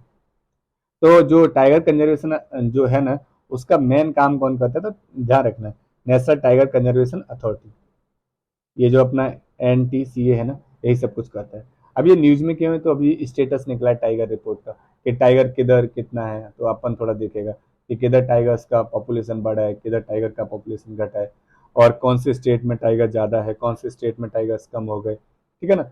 अपना थोड़ा डेंसिटी वगैरह ये हम लोग सब पता करेंगे टाइगर रिपोर्ट में। तो आओ सबसे पहले देख लेते हैं क्या है। हमारी इंडिया में ना 53 टाइगर रिजर्व्स हैं, जो 2.3% ऑफ इंडिया टोटल लैंड को कवर करते हैं। मतलब 53 टाइगर रिजर्व है और 2.3 जो अपना टोटल लैंड है उसको कवर करके रखते हैं। 75% of the birds wild tiger population जो है ना, वो ऑलमोस्ट इंडिया में है। 75% इंडिया, मतलब इंडिया में काफ़ी ज़्यादा टाइगर्स हैं कंपेयर देन अदर्स, क्योंकि और लोगों को फिर वो शिकार विकार करने का था या फिर और भी दिक्कतें थी उनकी, तो उधर ज़्यादा चले गए, लेकिन इंडिया में अभी भी बहुत ज़्यादा है। आओ इनका थोड़ा पूरा थोड़ा जांच पड़ताल करते हैं किधर क्या था। मध्य प्रदेश में आप देखोगे ना, तो जो MP है, MP में सबसे ज़्यादा टाइगर्स हैं, 526, ये पहले वाले में। लेकिन अभी कितने हो गए, 785। मतलब काफ़ी ग्रोथ हो गया है मध्य प्रदेश में। लेकिन स्टेट हाईएस्ट टाइगर नंबर्स, तो MP में सबसे ज़्यादा टाइगर्स हैं 785, मतलब सोच रहे हो ना, 1000 के अराउंड है। उसके बाद कर्नाटका में, फिर वो उत्तराखंड में है, फिर वो महाराष्ट्र में है, फिर वो तमिलनाडु में।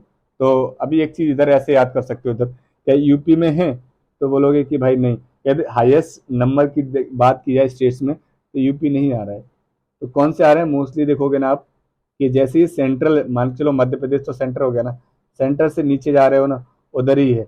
नॉर्थ इंडिया में इतनी पॉपुलेशन नहीं है कि टाइगर रह ही नहीं पा रहा है। ऐसा सोच लो, ऐसा मैं मतलब किसी को ब्लेम नहीं कर रहा हूँ, बस एक याद करने का तरीका बता रहा हूँ, ठीक है ना। तो मध्य प्रदेश से नीचे कर्नाटका, उत्तराखंड, उत्तराखंड है ना नॉर्थ में, ओके। तो ध्यान रखना उत्तराखंड है, लेकिन महाराष्ट्र तमिलनाडु में ज़्यादा है। तो ये काफ़ी नंबर बढ़ गया है। अभी बहुत कम टाइगर्स किधर हैं, तो वो नागालैंड, एक भी टाइगर नहीं है। मिजोरम में एक भी टाइगर नहीं है, क्योंकि वो खुद ही टाइगर है। झारखंड में 3 टाइगर थे, वो एक ही रह गया।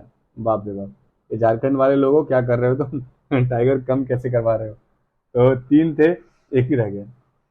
गोवा में 3 थे, अभी 5 हो गए, ये लोग 2 बढ़ा लिए। अरुणाचल प्रदेश में सबसे ज्यादा डिक्रीज आया है, जो मेरे को काफी बुरा लगा। 29 थे, केवल 9 रह गए। मतलब सोच रहे हो 20 कम हो गए, तो ये काफी गलत है। 4 साल में 20 टाइगर्स को मार दिया, मतलब मर गए जो भी है, तो ये काफी दिक्कतें हैं। मतलब इधर थोड़ा सा जांच पड़ताल होना चाहिए। अभी कौन सा टाइगर रिजर्व है जिसमें ज्यादा टाइगर्स हैं, अभी हमने क्या पढ़ा है, स्टेट्स पढ़े हैं। अभी हम पर्टिकुलर अंदर जाते हैं और कोई टाइगर रिजर्व की बातचीत करते हैं। तो सबसे ज्यादा टाइगर रिजर्व है उत्तराखंड के जिम कॉर्बेट में, 260। पहले 231 थे, तो मतलब 30-35 बढ़ गए 4 साल में।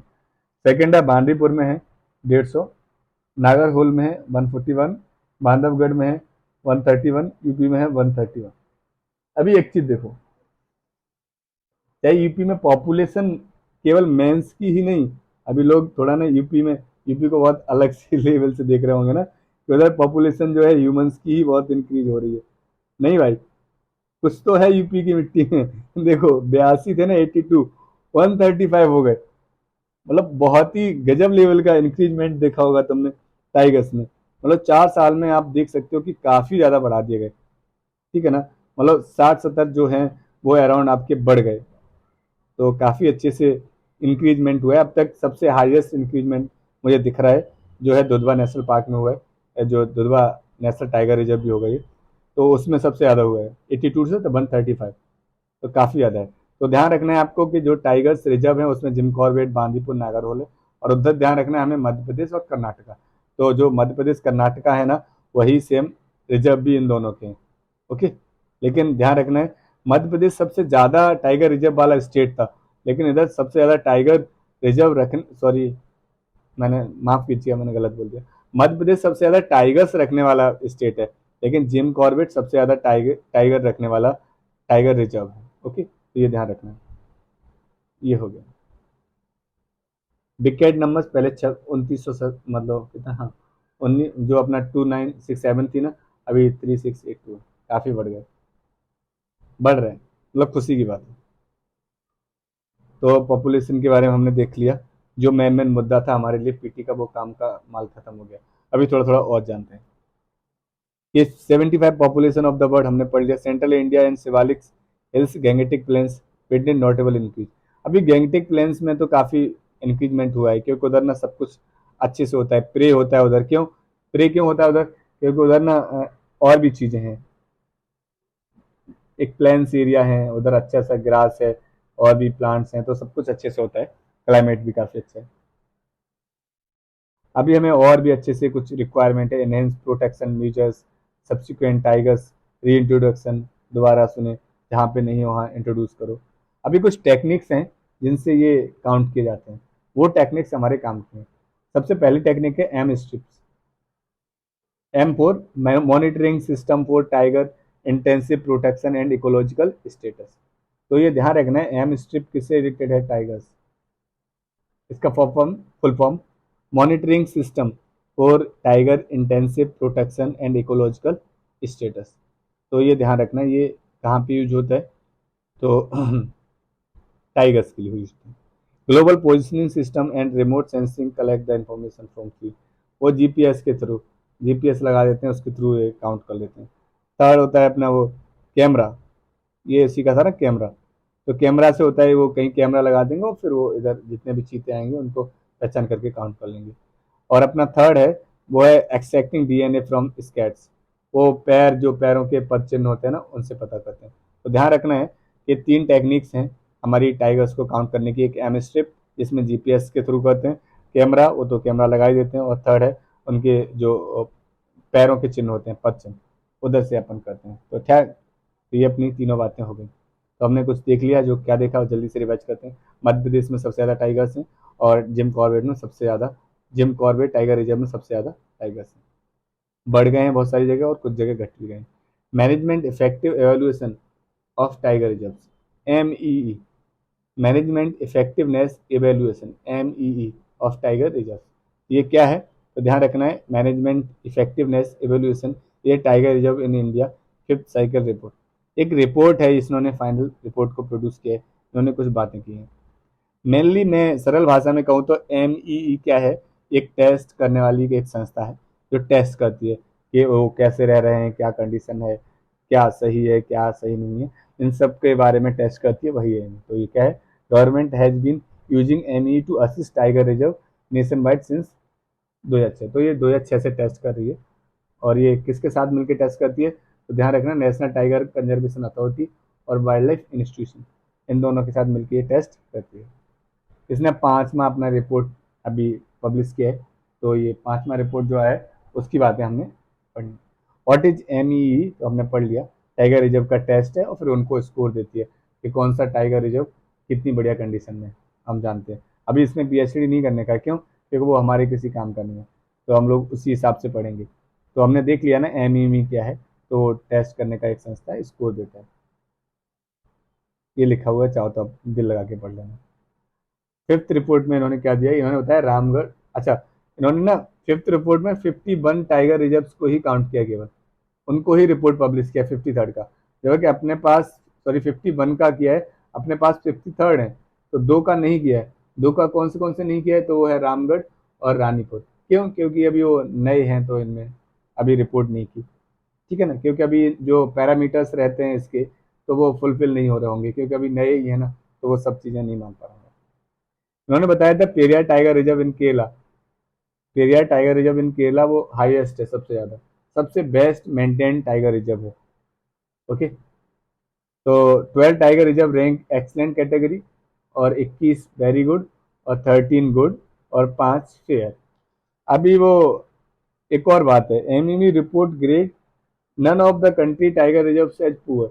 इन्होंने ये कहा है कि कोई भी टाइगर रिजर्व इंडिया में पुअर कंडीशन में नहीं है, सब बेस्ट कंडीशन में। तो वो फिर कोई भी अपने बाबू की बुराई नहीं करता।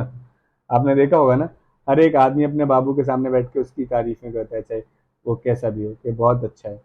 तो वही सेम टू सेम चीज़ है। जो MEE है ना, वो गवर्नमेंट की ऑर्गेनाइजेशन है, तो वो क्या ही बुराई करेगी, कोई बुराई नहीं करती कि सब एकदम फर्स्ट क्लास चल रहा है, और टाइगर्स के उधर घी दूध की नदियां बह रही हैं, टाइगर्स मौज ले रहे हैं, और टाइगर्स को जो मजे आ रहे हैं वो तो किसी को नहीं आ रहे हैं। ऐसे करके कोई भी पुअर नहीं बताया, जबकि हम लोग देख रहे हैं कि इंडिया में ह्यूमंस की कंडीशन इतनी पुअर है कि उनका कुछ कहने का नहीं है। अभी इन्होंने एक और चीज कर दी है जो इन्होंने दी है, काफी इंपॉर्टेंट है, आप इसे याद रखना, कि central merge project tiger and project elephant, project tiger और प्रोजेक्ट एलिफेंट को मर्ज कर दिया गया है, ठीक है ना। हाथी चीता भाई भाई, अब क्या एक ही प्रोजेक्ट में आएंगे ना, तो हाथी चीता भाई भाई हो गए। ओके, दोनों ही काफी अच्छे एनिमल्स हैं, तो ध्यान रखना है कि प्रोजेक्ट टाइगर और प्रोजेक्ट एलिफेंट मर्ज हो चुका है, एक ही, दोनों एक ही उसमें प्रोजेक्ट में आ गए। इसकी कुछ फायदे भी हैं, कुछ मतलब चैलेंजेस भी हैं। फायदे क्या हैं कि वो जो अपने ज़्यादा ज़्यादा लोग अलग अलग लगे हुए थे ना, तो वो कम लोग लगेंगे, और जो माल है वो भी थोड़ा सा कम खर्च होगा, क्योंकि जो अलग अलग लोग होंगे उनका सैलरी अलाउंसेस ये वो देना पड़ता होगा, थोड़ा सा कम हो जाएगा। और ये स्पेसी हैं, वो सेम ही प्लेस पे रहती हैं, तो फिर काय के लिए, काय को इधर अलग अलग आदमी रखने का है। एक ही बस स्टैंड पे दो बसें आती हैं, तो फिर वो एक ही यहाँ पे अनाउंसमेंट दोनों के लिए हो सकता है। फिर काय को एक बस के लिए अलग अनाउंसमेंट वाला आदमी उठाया जाए और एक के लिए अलग, तो कोई मीन्स नहीं है। ये इसके सिग्निफिकेंस है। चैलेंजेस क्या हो सकते हैं, वो माल सही से फिर नहीं मिलेगा हाथियों को, ज़्यादा लोग चिंता रखते हैं टाइगर्स की, तो फिर वो हाथियों के साथ थोड़ा सा नाइंसाफ़ी हो जाएगी, समझ रहे हो ना आप। तो वही चीज़ है, वो एक दिक्कत। नेक्स्ट है फॉरेस्ट कंजर्वेशन अमेंडमेंट बिल 2023। अभी फॉरेस्ट कंजर्वेशन पे भी एक बिल आया है, और उसकी भी बातचीत करते हैं हम लोग। इस बिल में क्या है मेन चीज़, वो हम लोग समझते हैं। सबसे पहले क्या है ना, अपनी जो सरकार है ना, उसका मेन फंडा है नाम बदल देना। तो उन्होंने क्या किया कि सबसे पहले जो अपना ये फॉरेस्ट कंजर्वेशन एक्ट था ना, 1980 वाला, उसका नाम बदल दिया। ओके, और नाम बदल के कोई मतलब कोई महान नाम नहीं रख दिया, उसका हिंदी नाम रख दिया कि वो वन अभियान, ठीक है ना, वन अधिनियम, सॉरी, एक्ट को हिंदी में अधिनियम कहते हैं ना, वन वन अधिनियम रख दिया है। पहले था वो फॉरेस्ट एक्ट। ओके, केवल नाम चेंज कर दिया, और कुछ खास चीज़ें मेरे को चेंजमेंट दिखा नहीं इसमें। बाकी वही बोल बच्चन कि हम लोग ना फॉरेस्ट को बढ़ाएंगे, या फॉरेस्ट्री को अचीव करेंगे, नेशनल या इंटरनेशनल टारगेट्स को, तो वो भाई हम कर रहे हैं, काफ़ी अच्छा चल रहा है। अभी इसका कुछ पॉलिटिक लीगली चीज़ देखोगे ना, तो जो फॉरेस्ट है ना, आपको पढ़ा होगा पॉलिटी आपने, इन्होंने बताया हुआ है कि फॉरेस्ट है ना वो कंकरेंट लिस्ट में आता है, सेवेंथ जो शेड्यूल है उसकी कंकरेंट लिस्ट में स्टेट और सेंटर दोनों ही कुछ भी बना सकते हैं, ठीक है ना। तो स्टेट और सेंटर दोनों बना सकते हैं, सेंटर ने ये बना दिया, आगे जब बना ही सकते तो बना ही देते हैं, क्या है, तो उन्होंने सबसे पहले नाम बदल दिया। अमेंडमेंट्स में क्या क्या दिक्कत, सॉरी, क्या क्या चीज़ें अमेंड कर दी गई हैं, तो मेनली मेरे को ऐसा कुछ खास चीज़ मिला नहीं जो अमेंड किया गया हो। केवल एक दो चीज़ जो अच्छी लगी वो मैं इधर बताता हूँ। एग्जेम्प्टेड कैटेगरी ऑफ लैंड, अभी जो कुछ कैटेगरी लैंड की थी ना, उसको कुछ छूट दे दी गई है। जैसे जैसे आप सोच रहे होगे ना कि कुछ लैंड है, वो मान के चलो कोई रोड बनने के लिए, कोई क्या कहते हैं इंडस्ट्री बनने के लिए, या कुछ और बनने के लिए ना, काफ़ी ज़्यादा दिक्कत होती थी पुराने वाले फॉरेस्ट एक्ट में, उनको उधर परमिशन दिलाने की। बहुत सारे ब्रिज नहीं बन पाते थे, रोड्स नहीं बन पाती थी, क्यों, क्योंकि वो दिक्कत रहता था। तो इसके चक्कर में उन्होंने थोड़ी सी लैंड कैटेगरी को एग्जाम्प्टेड कर दिया है, कहा कि इस टाइप की लैंड है ना, उधर आप जाके कुछ भी बना सकते हो। कुछ एडिशन एक्टिविटी इनटू द अरे ऑफ फॉरेस्ट्री एक्टिविटीज, कुछ एक्टिविटी को ऐड कर दिया है कि इस टाइप की एक्टिविटीज आप उधर कर सकते हो। जैसे जू एंड सफारीज बनाए जाएंगे, ठीक है ना, इको टूरिज्म फैसिलिटी लाई जाएगी, सिल्वी कल्चर को ऑपरेशन किया जाएगा उधर, ठीक है ना। Uniformity and assignment leasing of forest land, ये भी इन्होंने कहा है कि फॉरेस्ट लैंड को लीज पे देना भी शुरू किया जाएगा, कि कोई भी ऐसी चीज़ है, जैसे कोई फॉरेस्ट है तो उसको लीज पे दे दो, किसी प्राइवेट एंटिटी को भी दे सकते हो, ठीक है ना। गवर्नमेंट एंटिटी भी अब ले सकती है, पहले केवल प्राइवेट एंटिटी के लिए था, अब गवर्नमेंट एंटिटी के लिए भी। Central government have been further empowered to, तो ये किन किन चीज़ों के लिए, क्या क्या चीज़ें एग्जेम्प्टेड कर दी हैं लैंड में। Connectivity habitation to rail and road side, ये हो जाएगा exempted. Project of national importance and concerning national security, वो उधर मैंने बोला ना रेलवे बना सकते हो, कोई ऐसा प्रोजेक्ट है जो नेशनल सिक्योरिटी के लिए काफ़ी इंपॉर्टेंट है, उस पर काम कर सकते हो। Construction of security related infrastructure, defence related, वही जो हमेशा हम लोग देखते रहते हैं कि क्या क्या हो सकता है डिफेंस सिक्योरिटी और जो नेशनल इंटरेस्ट है उस पर और कनेक्टिविटी के लिए, ये चीज़ें एक्सटेंड कर दी, हटा दी गई कि forest land 0.10 hectare along a rail line और public rule maintain by the government. ये उन्होंने कहा कि नहीं नहीं नहीं, वो फिर अलग हिसाब से कर दिया जाएगा उस हिसाब से। तो यही चीज़ें हमारे लिए इंपॉर्टेंट ये हैं कि क्या क्या एग्जेम्प्टेड कर दी गई लैंड के लिए, ठीक है ना। तो अभी इधर कुछ हैं जो इधर आप देख सकते हो, forest land up to 10 hectare, क्या है ये देखो। कंसर्न क्या है इस बिल के, तो ये जो बिल है ना, बिल में कुछ मेरे को खास दिखा नहीं। एक तो हमने पहले नेम चेंज कर दिया, दो ही चीज़ें मिली। सेकंड हमने कुछ छूट दे दी है जो कि हमारे लैंड के लिए, तो उसमें छूट दी गई है नेशनल जो कनेक्टिविटी है उसके लिए, नेशनल इंटरेस्ट के लिए, सिक्योरिटी के लिए, डिफेंस के लिए, ऐसे रिलेटेड जो भी प्रोजेक्ट रहेंगे उनके लिए छूट दे दी जाएगी। बस इतना पढ़ा हमने पर। अभी क्या है इस बिल को लेके चिंता, तो ये चिंता की कई सारी बातें हैं कि जो contrary contrary to spirit of FCA 1980, जो अपना 1980 का जो फॉरेस्ट था ना कंजर्वेशन एक्ट, उसके कुछ स्पिरिट को इन्होंने थोड़ा सही से ध्यान नहीं दिया है। सुप्रीम कोर्ट का एक जजमेंट था 1996 में, ठीक है ना, उसको भी इन्होंने इनवैलिड कर दिया है। Dilute schedule tribe and other tradition forest dwellers, अभी जो FRA एक्ट है 2006, उसमें भी मजा नहीं आया। क्यों? उसमें दिक्कत क्या है, क्योंकि इन्होंने एग्जेम्पशन कर दिया है forest land provide without consent of clearance any authority. अभी पहले क्या था ना, किसी प्रकार का फॉरेस्ट कोई भी लेता है तो उधर ग्राम सभा जो उधर अथॉरिटी रहती थी ना, FRA एक्ट के थ्रू, जो भी वहाँ पे ट्राइब्स रह रहे होंगे ना, उनको अथॉरिटी लेनी पड़ती थी, उनसे ना परमिशन लेनी पड़ती ग्राम सभा से वहाँ पे कुछ भी लैंड को लेने के लिए। और अब कोई अथॉरिटी की ज़रूरत नहीं है, पहले से ही ट्राइब्स का डिस्प्लेसमेंट, उनको सही से रीएवेल्युएट करना, अनएम्प्लॉयमेंट का चिंता था, अब और बढ़ जाएगा। क्यों? क्योंकि अब तो उनसे कोई पूछ भी नहीं रहा है, अब तो सरकार कहेगी और वहाँ पे जाके कोई फैक्ट्री इंडस्ट्री लग जाएगा। कंप्रोमाइज फेडरलिज्म, हाँ वो मोदी जी को पूछ लिया बस, बाकी योगी जी को नहीं पूछा। मतलब मोदी जी ने ही ये सब एक्ट बना दिए। मैं मोदी जी का मतलब सेंटर से रख रहा हूँ पर्टिकुलर नहीं, और योगी जी स्टेट में थे तो उनसे नहीं पूछा गया। तो इसमें क्या हुआ, कंप्रोमाइज हुआ ना federalism. Thread ecology fragile area, तो जो इकोलॉजिकली फ्रेजाइल एरिया थे ना वहाँ पे थ्रेड थोड़ा सा डेवलप हो जाएगा, नॉर्थ ईस्ट साइड में mostly. Plantation virtual sorry plantation versus natural forest, तो अभी क्या है ना, इन्होंने बोला है कि जो प्लांटेशन है ना वो भी नेचुरल फॉरेस्ट जैसा ही है। तो फिर मैं बोलूंगा इनको कि 4 पेड़ लगा के वन नहीं बनता, कि 4 पेड़ लगा दिया आपने तो सोचा कि वन बन जाएगा, वो नहीं। वो एक्चुअल में फॉरेस्ट फॉरेस्ट होता है, नेचुरल फॉरेस्ट, और प्लांटेशन प्लांटेशन होता है, वो कभी भी दोनों कंपेयर नहीं किया जा सकते। तो एम हमने समझ लिया ना, promote conservation, fulfil India international customer. अभी कंक्लूजन क्या है, तो कंक्लूजन वही है बोल बच्चन, act aim to promote conservation, जो मैंने अभी बोला ना यही तो एम है इसका। तो कंक्लूजन में ये लिख दो क्या है, promote conservation, fulfil India international commitments, हो गया सिंपल। ये मैंने अलग अलग क्यों कीवर्ड लिखे हैं, क्योंकि मैं जब भी कोई चीज़ याद रखता हूँ ना, तो अभी एम तो उसके कीवर्ड याद रखो बस। बाकी तो AGMR तो हमें वैसे भी टाइम नहीं है, यदि होगा तो हम लगा लेंगे, इतना तो इंग्लिश आता है ना अपन को। तो ध्यान रखना है कि कंक्लूजन में क्या है कि हमें एम को फुलफिल करना है, और एम क्या है, वो जो हमने कमिटमेंट किए इंटरनेशनली वो। तो हमने देखा ना कि इसमें क्या क्या हो सकता है। तो हमने देखा पहले नेम चेंज कर दिया गया, सेकंड लीज जो भी लैंड है ना वो डिवाइड करने के लिए ग्राम सभा का अब वो नहीं लेना परमिशन, और वो इजीली हो जाएगी कुछ चीज़ों में। कुछ चीज़ें क्या थी वो मैंने आपको बता दी, और इसके चैलेंजेस भी हमने देख लिए कि कुछ 5-6 चैलेंजेस हैं। ये अभी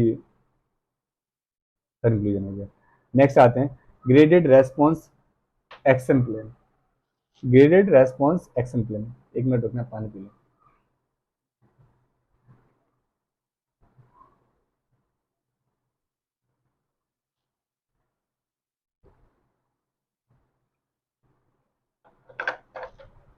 सॉरी। तो जो ग्रेडेड रेस्पॉन्स एक्शन प्लान है, ये कोई खास चीज़ नहीं है, और ये हम लोग केवल कहीं PT में मिल जाए कोई माल तो उसके लिए यूज कर सकते हैं। तो क्या है ये, commission for air quality management NCR, अभी उन्होंने कुछ अनाउंसमेंट किया था कि ग्रेडेड रेस्पॉन्स एक्शन प्लान, जिसे ग्रैप बोलते हैं, एक इमरजेंसी रेस्पॉन्स मैकेनिज्म है जो दिल्ली की एयर क्वालिटी इंडेक्स के लेवल से काम करता है। ठीक है ना, grab, graded response action plan. तो ये क्या है, इधर उन्होंने थोड़ा बहुत बताया हुआ है इसके बारे में। तो ये कमीशन क्या है, वो इन्होंने कमीशन के बारे में बताया, लेकिन मेरे को कोई खास कमीशन में लगा नहीं, तो आप चाहो तो पढ़ लेना। तो मैंने उसको हाईलाइट नहीं किया, जो मेरे लिए काम की चीज़ थी वो मैंने हाईलाइट कर दी। सुप्रीम कोर्ट 2016 में ऑर्डर दिया था कि MC Mehta versus Union of India, जो केस का नाम है, regarding air quality in the national capital region of Delhi, grade response action plan was prepared. The GRAP was first notified under the environment act 1986। अभी इधर देखो, दो तीन चीज़ें हमें यहाँ काम की मिल गई जो हम बहुत सारी जगह यूज कर सकते हैं। पहला, हमारे पास एक ऑलरेडी क्वेश्चन पूछा जा चुका है मेंस 2022 में कि वो एनवायरनमेंट से रिलेटेड केसेस के बारे में, तो एक हमारे पास फॉर्डर पॉइंट मिल गया कि MC Mehta versus Union of India एक केस है जिसमें उन्होंने ग्रेप की बात की है, ग्रेडेड रेस्पॉन्स एक्शन प्लान के बारे में बातचीत की हुई है। तो आप बता सकते हो कि एयर क्वालिटी के बारे में उन्होंने बातचीत की हुई थी। नेक्स्ट हमें फॉर्डर पॉइंट मिल गया कि ये ग्रेप किसके अंडर आता है, तो ध्यान रखना है आपका जो एनवायरमेंट प्रोटेक्शन एक्ट है 1986, उसके अंडर आता है। अब ये ग्रेप हमें इसके अंडर आता है, जरूरी क्यों है जानना, इसलिए जरूरी जानना है क्योंकि ऐसे 4 क्वेश्चंस अराउंड निकल चुके हैं जहां उन्होंने कोई भी बोर्ड दे दिया है या कोई भी ऐसी ऑर्गेनाइजेशन दे दी है, फिर पूछा ये किसके अंडर आता है। तो ऐसे 3-4 क्वेश्चन तो अकेले इसी से आ चुके हैं कि एनवायरमेंट प्रोटेक्शन एक्ट 1986 के अंडर क्या क्या बॉडीज हैं, तो ये भी बॉडी उसी के अंदर आती है। तो ध्यान रखना है ग्रेप। अभी ग्रेप के सिग्निफिकेंस क्या है, तो स्टेप स्टेप बाई प्लान करती है सब कुछ पूरा दिल्ली के एनसीआर को। और ये बोर्ड सेवरल एजेंसी हैं जो इस पर काफ़ी सारे अच्छे तरीके से पॉल्यूशन पे ध्यान देती हैं। अकाउंटेबिलिटी, ठीक है ना, deadlines, proactive policy formulation, controlling air pollution, active participation, ये सब चीज़ें चलती हैं। Since October 2022 GRAP has been imposed based on AQI। AQI includes, अभी ये पीटी के लिए काफ़ी इंपॉर्टेंट माल मिल गया। एक AQI जो इंडेक्स है ना, ठीक है ना, एयर क्वालिटी इंडेक्स, ये क्या क्या इंक्लूड करता है वो ध्यान रखो। PM10, PM2.5, NO2, ozone, SO2, CO2, NH3 and lead, ये याद रखने हैं आपको। तो याद कैसे कर सकते हो, ध्यान रखो कि PM2.5 से लेके 10 तक, ठीक है ना, तो NO2, SO2, ozone, NH3, CO और लेड, ये सब के सब AQ में आते हैं। Older version of grep was imposed based only on the concentration of PM2.5 and PM10। पहले वाला जो वर्जन था वो केवल इसी पे बात करता था।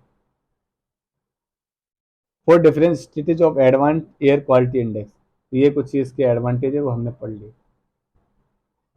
Revise grade response action plan, तो सबसे पहले स्टेज फर्स्ट होता है ना, बहुत पुअर एयर क्वालिटी, तो 201 से लेके 300 AQI, वो मोस्टली जगह आपने देखा होगा ना, चलता रहता है, ऐसा स्क्रीन मिलता है हमें जहाँ पे ये ऐसा लिखा रहता है। तो ये क्या है ना, बहुत ज़्यादा पुअर हो जाता है, तो आपको ध्यान रखना है कि 201 से 300, तो स्टेज पर पुअर एयर क्वालिटी, ठीक है ना। स्टेज सेकंड 301 से लेके 400 वेरी पुअर क्वालिटी, 401 से लेके 450 severe air quality, 450 severe plus air quality, मतलब इधर तो आप फूक रहे होंगे, सांस में ऑक्सीजन नहीं और कुछ जा रहा होगा। तो ध्यान रखना है, इस हिसाब से उन्होंने डिवाइड कर रखा है। 200 से लेके 200 से जैसे ही ऊपर जाता है तो आपका एयर क्वालिटी का जो मतलब एयर क्वालिटी है वो बहुत घटिया होने चली जाती है, मतलब बहुत ख़राब हो जाती है। उसी के बारे में उन्होंने कुछ सामने मेंशन किया है जो कुछ काम का लगा नहीं।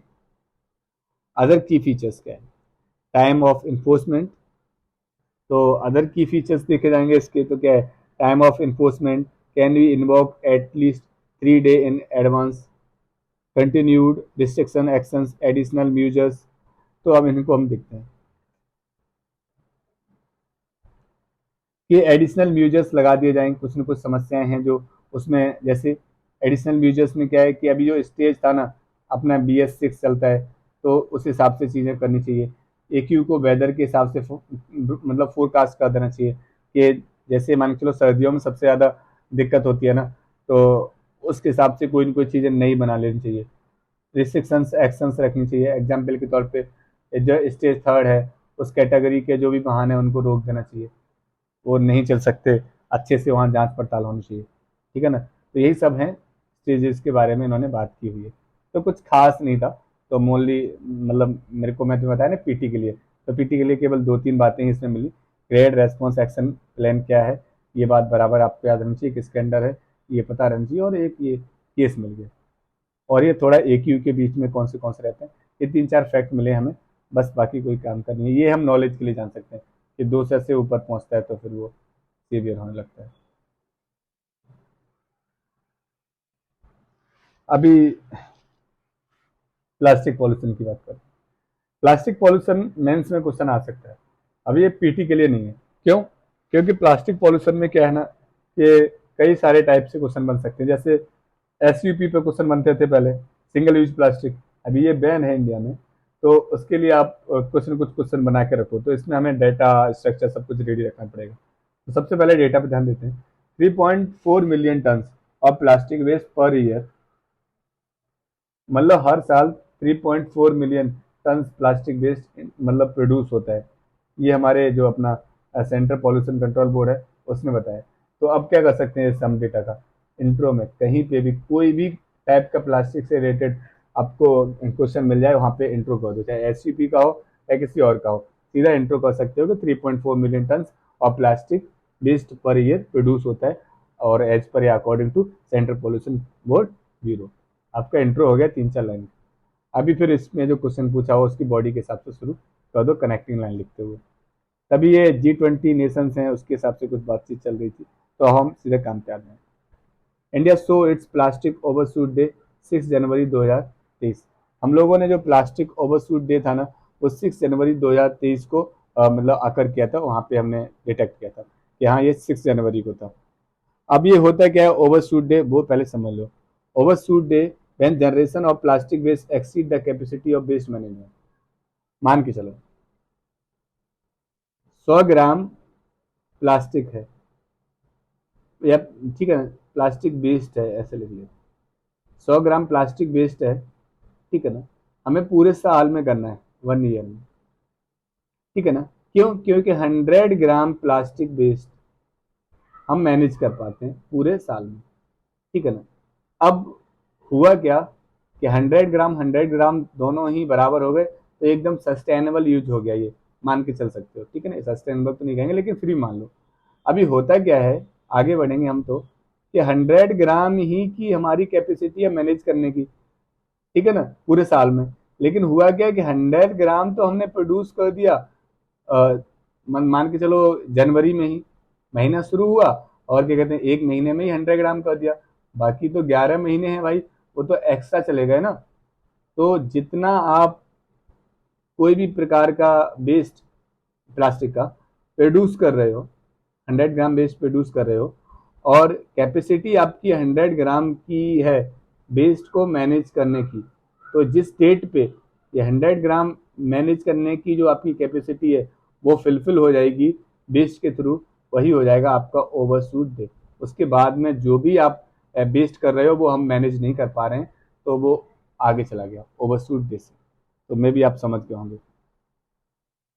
ऐसे ही एनर्जी का ओवरशूट डे होता है, ठीक है ना, कि हम लोग जो एनर्जी है वो ज़्यादा कैरिंग कैपेसिटी का होता है ना, तो हम लोग ज़्यादा उस जितना हमें करना चाहिए उससे हम ज़्यादा कर लेते हैं, तो वहाँ पे ही बन जाता है। Impact of plastic pollution, challenge in curving plastic pollution. अभी ये क्या इम्पैक्ट है हमारा, तो ये तो सब लोग जानते हैं कि माइक्रो प्लास्टिक होती है, उससे क्या है ना कैंसर हो सकता है, क्योंकि वो 1 mm से छोटे होते हैं और हमारे बायो एक्यूमुलेशन हो जाता है और फिर हमारी बॉडी में चले जाते हैं। प्लास्टिक नेट इनेक्टेबल मराइन लाइफ बहुत दिक्कत हो जाती है, डिग्रेडेशन नहीं होता है इसका, लैंड में डली रहती है, ठीक है ना। बिस्नोफेल एंड जो अपना फ्लैटलेट्स होते हैं उनको रिलीज करती है, और ये जलाओ तो बहुत CO2 देती है। चैलेंजेस क्या है, वीक जो वीक वेस्ट मैनेजमेंट है, ठीक है ना, insufficient data and report है, use of single use plastic, poor implementation of policy, consumer behaviour, lack of suitable alternative. वही पुराने सब दिक्कतें हैं, इसमें कुछ नया नहीं था। क्या है ना कि वो अपन का बिहेवियर इतना घटिया है, हम लोग सब्जी लेने जाते हैं तो वो मान के चलो सब्जी नहीं देता है पॉलिथीन में, तो हम लोग को लगता है कि नहीं, पॉलिथीन में भैया सब्जी दो, क्योंकि अपन हाथ में आलू लेके जाएगा क्या? हाँ भाई, हाथ में लेके जाओगे ना, आप अपना बैग लेके आओ ना, ठीक है ना, उसमें भर के ले जाओ आलू। और आप डेलिबरेटली इंसिस्ट करते हो उसको कि मेरे को पॉलिथीन दो। अब वो अनपढ़ आदमी है, उसने एनवायरमेंट नहीं पढ़ा है, उसने अपना धंधा पढ़ा है, तो उसको धंधा चलाना है, तो फिर वो क्या करेगा, पॉलिथीन परचेज करके लेके आएगा और आपको देगा। तो वो हमारा बिहेवियर खराब है।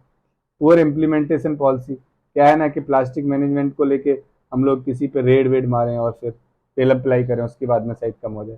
सिंगल यूज प्लास्टिक का यूज हो रहा है, जो हम लोग सब्जी जिसमें लेके आते हैं प्लास्टिक में, वो सिंगल यूज प्लास्टिक है, एक बार यूज करते हैं उसके बाद तुरंत डस्टबिन में फेंक देते हैं। आप खुद सोचो, क्या आप एक ही पॉलिथीन को 10 बार यूज करते हो, उसी पॉलिथीन को दोबारा लेके जाते हो कि भाई इसी में मेरे को आलू दे दो, क्योंकि ये मैं लास्ट टाइम यूज कर लिया था या कर ली थी, अब ये काम आएगा? नहीं करते ना। तो ये सब दिक्कतें हैं, हम सब में दिक्कतें हैं।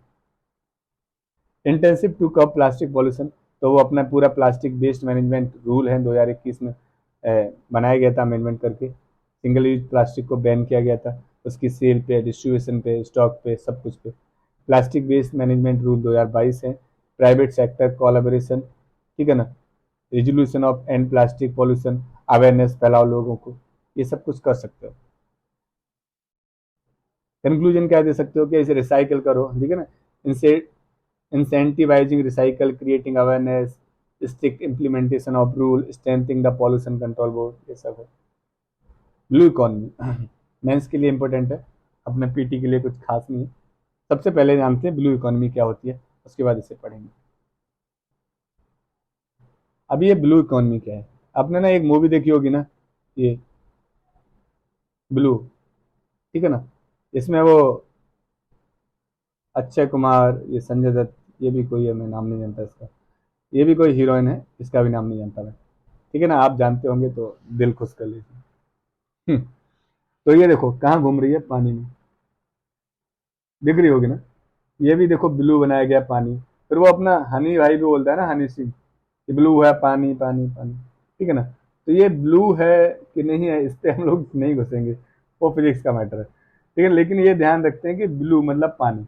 अभी पानी से जो भी फायदा होता है, जो भी किसी प्रकार का मनी बन रहा है, तो वो इकोनॉमी बनी ना। तो अब पानी से जो इकोनॉमी बनती है, इसीलिए उसे बोलते हैं ब्लू इकोनॉमी। अब पानी से जो भी इकोनॉमी में फायदा हो रहा है, उसे हम क्या बोलेंगे, ब्लू इकोनॉमी। बात समझ में आई ना? तो ध्यान समझ लो कि ब्लू इकोनॉमी क्या है, जो हमें वाटर से कोई भी तरीके से कुछ भी फायदा मिलता है।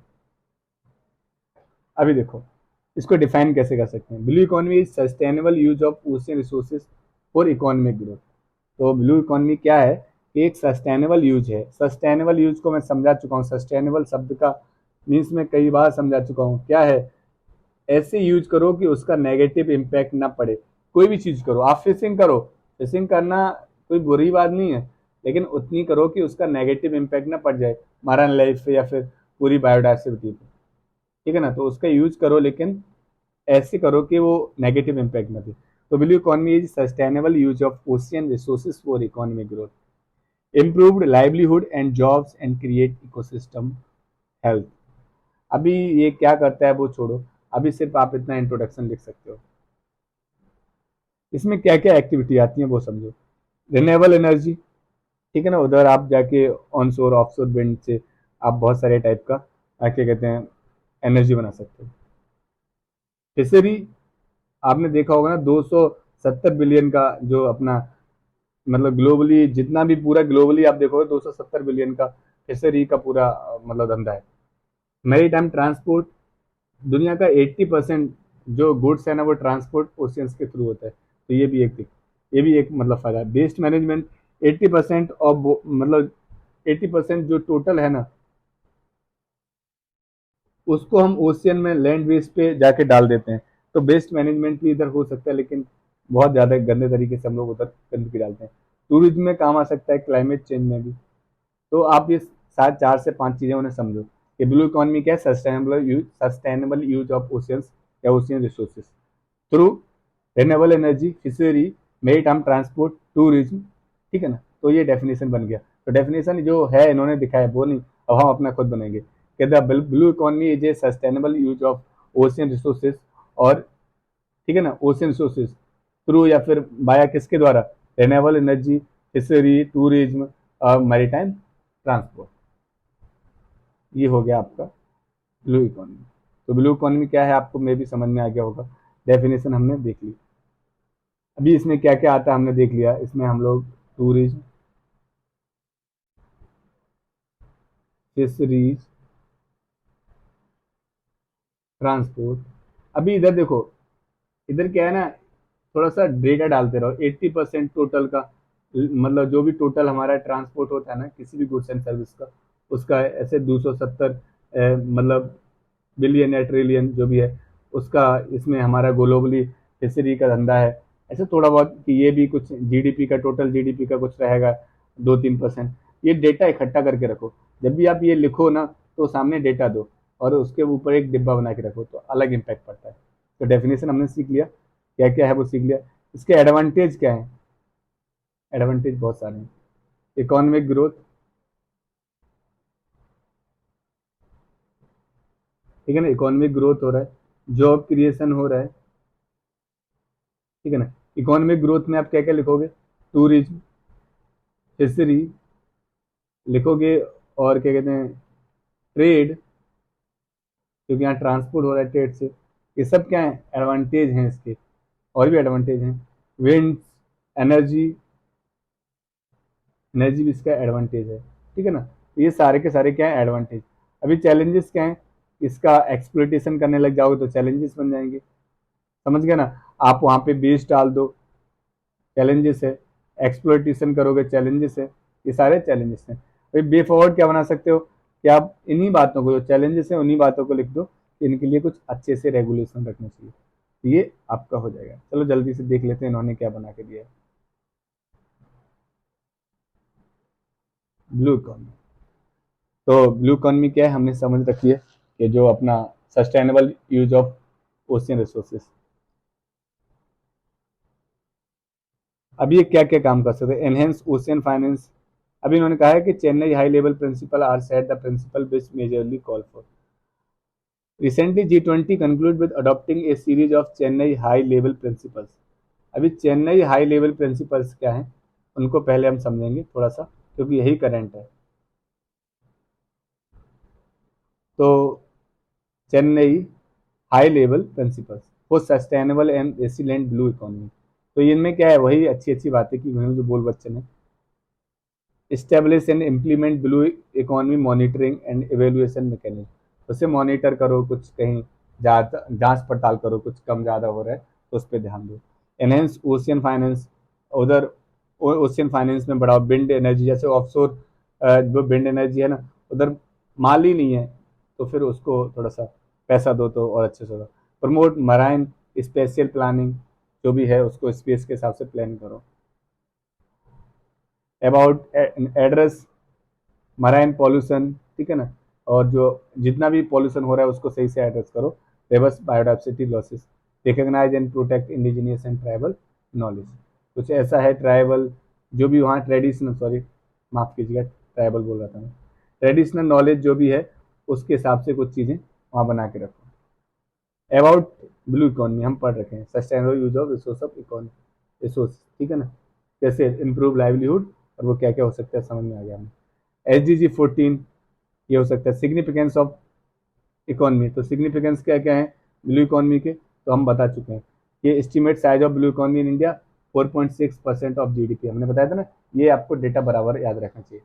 4% जीडीपी है तो बहुत माल है इसमें, मतलब एकदम जीडीपी को और पिक कर सकता है। जीडीपी का 10% हिस्सा हम बना सकते हैं इसको। यूनिक मैरीटाइम पोजीशन, वो इंडिया का ना 75, मतलब 7516, कभी कभी 15 भी लिखते हैं, 7516, ठीक है ना। तो 7516 के अराउंड किलोमीटर इंडिया के पास मैरी टाइम है, ये वाला पूरा एरिया, सॉरी ये पूरा एरिया, ठीक है ना। तो इधर अपने पास काफ़ी अपॉर्चुनिटी है और इसे बढ़ाया जा सकता है, मतलब यूनिक मैरी टाइम पोजिशन अपने पास। Provide value addition to existing sectors, उधर माल दो, हमने बताया था ना। Other benefit, food security, ensure livelihood, renewable energy, वो हम सब सिग्निफिकेंस आपको समझा चुके हैं। चैलेंजेस क्या हैं?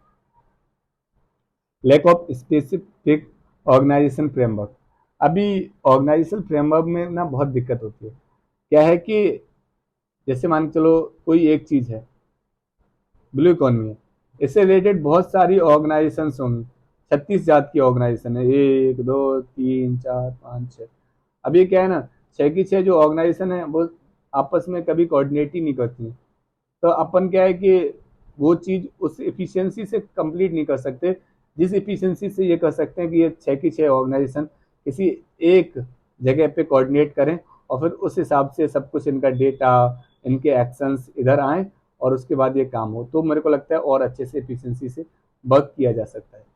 तो क्या करना है हमें, हमें एक गॉडफादर टाइप की ऑर्गेनाइजेशन की ज़रूरत है जो गॉडफादर हो और फिर वो सबको ज्ञान फैले।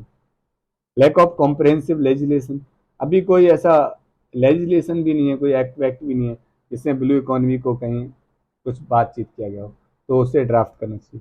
मेजरमेंट चैलेंज, अभी क्या है, मेजरमेंट चैलेंज भी है कि हमारे पास कुछ ऐसी चीज़ें नहीं है कि क्लासीफाई किया गया हो कि किस टाइप की एक्टिविटीज जो हैं वो ब्लू इकोनॉमी में आती हैं।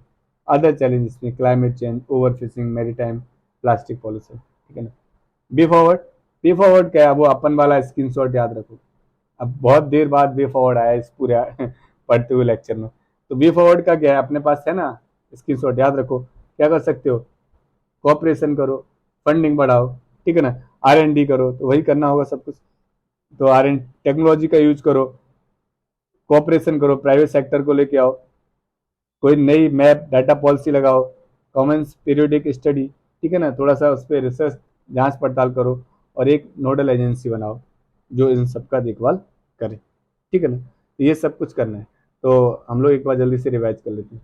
ब्लू इकोनॉमी क्या है, डेफिनेशन बताओ ना, कैसा sustainable use of ocean resources, okay ना। और ये क्या क्या, टूरिज्म, फिशिंग और जो आपका ट्रांसपोर्ट, ये सब एडवांटेज हमने देखे थे। ये बहुत सारे इकोनॉमिक ग्रोथ है, जॉब क्रिएशन है, चैलेंजेस भी देखे और be forward. Resource efficiency, circular economy, industry coalition. अभी क्या है ना, सर्कुलर इकोनॉमी को लेके ना कुछ ये बातचीत की है इसमें। ये मैंने पूरा आर्टिकल पढ़ा और 10 मिनट खर्च किया पूरे में, फिर मेरे को समझ में आया कि ये पूरे 10 मिनट आर्टिकल पढ़ने का मतलब 2 पेज के आर्टिकल पढ़ने के बाद इसमें सिर्फ एक लाइन का माल है। वो है कि कुछ कंपनी मिलके जो बेस्ट है ना उसको सही से यूटिलाइज करेंगी और उसको काम में लेंगी। कैसे, वो मैं एक बार समझा देता हूँ। मान के चलो कंपनी ए है, कंपनी बी है, कंपनी सी है, कंपनी डी है, 4 कंपनी ले ली। मान के चलो ये कोई प्रोडक्ट बनाती है, ठीक है ना, इसने प्रोडक्ट बनाया ये कोई। अभी प्रोडक्ट जब खराब हो गया ना तो इसका कचरा बन गया वेस्ट। तो इस कचरे का काम ये कंपनी बी के पास है। मान के चलो इस कचरे से रिलेटेड कोई भी चीज कंपनी बी बनाती है तो ये कचरे को बी को दे दो। अब बी ने जो प्रोडक्ट बनाया उसका कचरा था तो वो डी ले लेगी, डी का प्रोडक्ट जो था उसका कचरा था वो सी ले लेगी, सी का जो प्रोडक्ट था उसका कचरा था तो वो ए ले लेगी।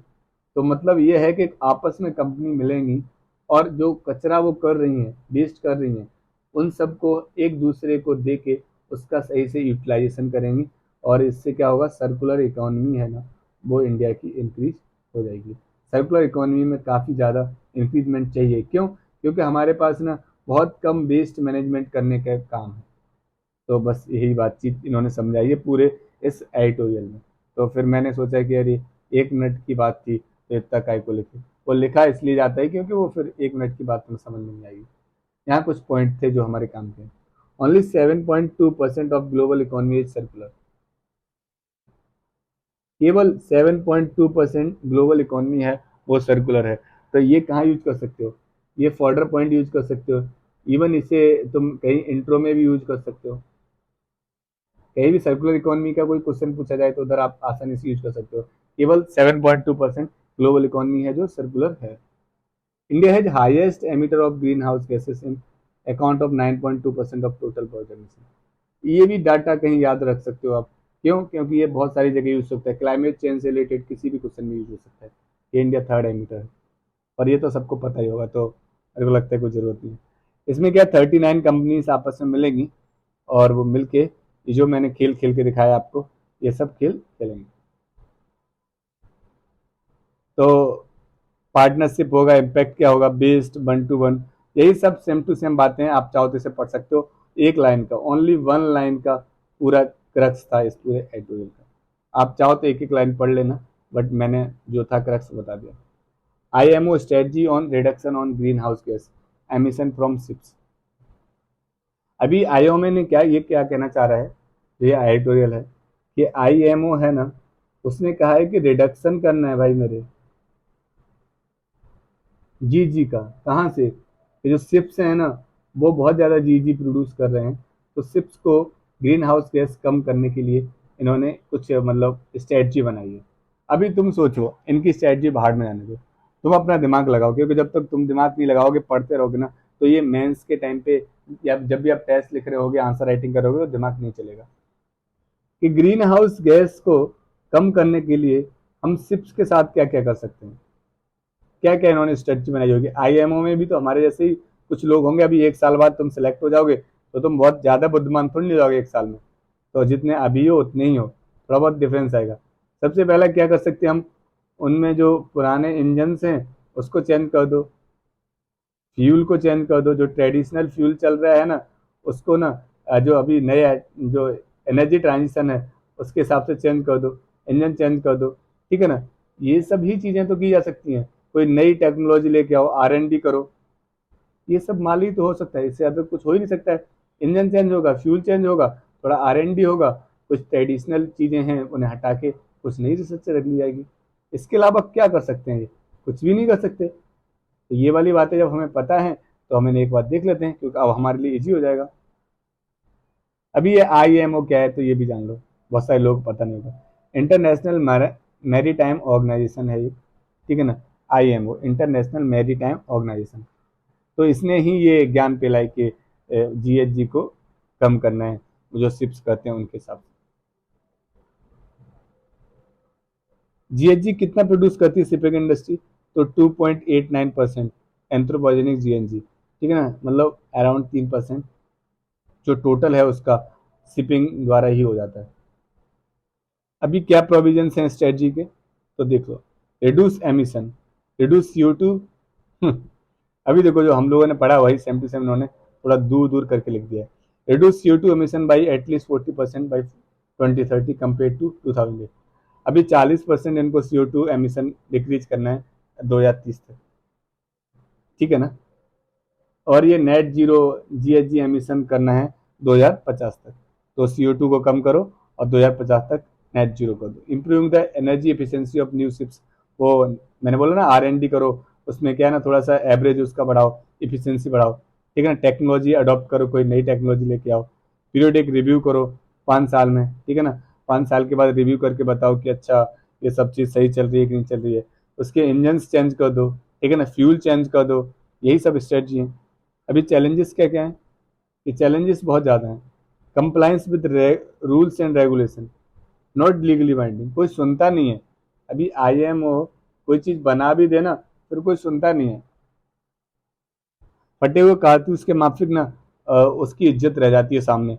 जितना फटे हुए कारतूस की इज्जत होती है, लोग उसे फेंक देते हैं निकाल के, जो कि भरे हुए कारतूस को पॉकेट और जहाँ भी रख सकते हैं रखते हैं। तो IMO की जो इज्जत है वो बस फटे हुए कारतूस के माफिक है, तो कोई सुनता नहीं उसकी, ठीक है ना। हाई कॉस्ट रेट्रोफिटिंग शिप्स, अभी शिप्स का इंजन है वो बहुत महंगा रहता है। अभी देखो इधर मिल गया ना, शिप्स का इंजन बहुत महंगा रहता है, तो फिर नए इंजन डालना बहुत माल मांगता है, तो वो इतना माल तो नहीं आएगा, फिर वो इधर चाहिए अपन पुराने इंजन के साथ खेल खेलेगा। ट्रांजिशन टू कन्वेंशनल फ्यूल, जो हम लोगों ने बताया था ना कि जो कन्वेंशनल फ्यूल है ना, उससे हम लोग नए किसी और फ्यूल में जाएंगे, तो अल्टरनेट जैसे हाइड्रोजन है और वो है, तो ये कुछ मिल जाए बात तो बन सकती है, लेकिन ऐसा कुछ अभी संभव नहीं है।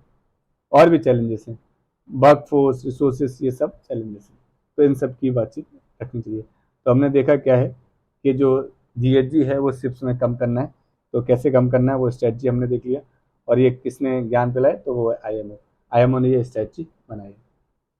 Close loop scrubbers, selected catalyse reduction, slow streaming, ये कुछ तरीके हैं जिनसे कम हो सकता है। तो ये तरीके हमारे काम के हैं क्या, हाँ थोड़ा बहुत देख लेते हैं। स्लो स्ट्रीमिंग होने लग जाए तो थोड़ा कम कार्बन निकलेगा, अभी स्ट्रीमिंग ज़्यादा तेज होती है। सिलेक्टिव कैटलिस्टिक बना दिए जाए रिडक्शन के लिए, तो वो जैसे गाड़ियों में लगाए जाते हैं उस हिसाब से। तो ये काम हो सकता है। Other effort to reducing emission from ships, और भी क्या क्या कर सकते हैं इंडिया के तौर पे क्या किया गया है। इंडिया में एक हरित सागर करके ग्रीन पोर्ट गाइडलाइन जो है ना, एक हरित सागर करके चलता है project. Select as the first country under IMO green voyage 2015 project.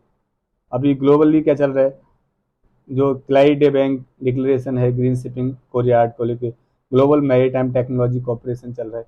ये कुछ ग्लोबली और इंडिया लेवल पे चल रहे हैं शिप्स का जीएचजी कम करने के लिए। कंक्लूजन में क्या लिख सकते हो, emission from shipping industry can be further reduce adopting innovation decarbonisation solution, ये सब वही ज्ञान। कीवर्ड्स देखो सबसे पहले, तो कीवर्ड्स आपको बराबर याद रखने चाहिए। अडॉप्ट करो इनोवेटिव डिकार्बोनाइजेशन सॉल्यूशन, इंश्योर करो ग्लोबल कॉपरेशन, डिकार्बोनेशन ग्लोबल कॉपरेशन को करो, प्रमोटिंग मार्केट बेस्ड यूजर्स, और इस सब को करके कम किया जा सकता है, ठीक है ना। नेक्स्ट है विंड एनर्जी, मेंस और पीटी दोनों में आ सकता है, मेंस में ज़्यादा इसका चांस है। तो विंड एनर्जी के बारे में, तो यहाँ इंट्रो के लिए अपने पास माल है, क्योंकि हमने बोला था ना मेंस के में स्ट्रक्चर अपना रेडी होना चाहिए। तो वो 4th पोजीशन पे इंडिया है। विंड देखो 4 बर्ड है ना, तो अपने बर्ड भी चौथे नंबर पे है, ठीक है ना। तो इंट्रो क्या लिख सकते हो, India position of 4th position of the India in term of wind power installation capacity of the China USA and Germany. तो यहाँ से आप इंट्रो ले लो। About wind energy, wind energy क्या होती है, तो इन सबको हम एक बार अच्छे से समझ लेते हैं। तो विंड एनर्जी क्या है, तो आप इंट्रोडक्शन में बता दो। 4th नंबर पे पूरी दुनिया में टाइप्स के, एक ऑफशोर होता है, एक ऑनशोर होता है।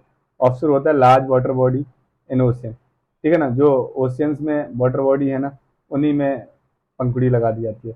ऑनशोर क्या होता है, कोस्टल एरिया, जो आजू बाजू के कोस्टल एरिया है उधर कुछ काम किया जाए तो उसे बोलते हैं ऑनशोर।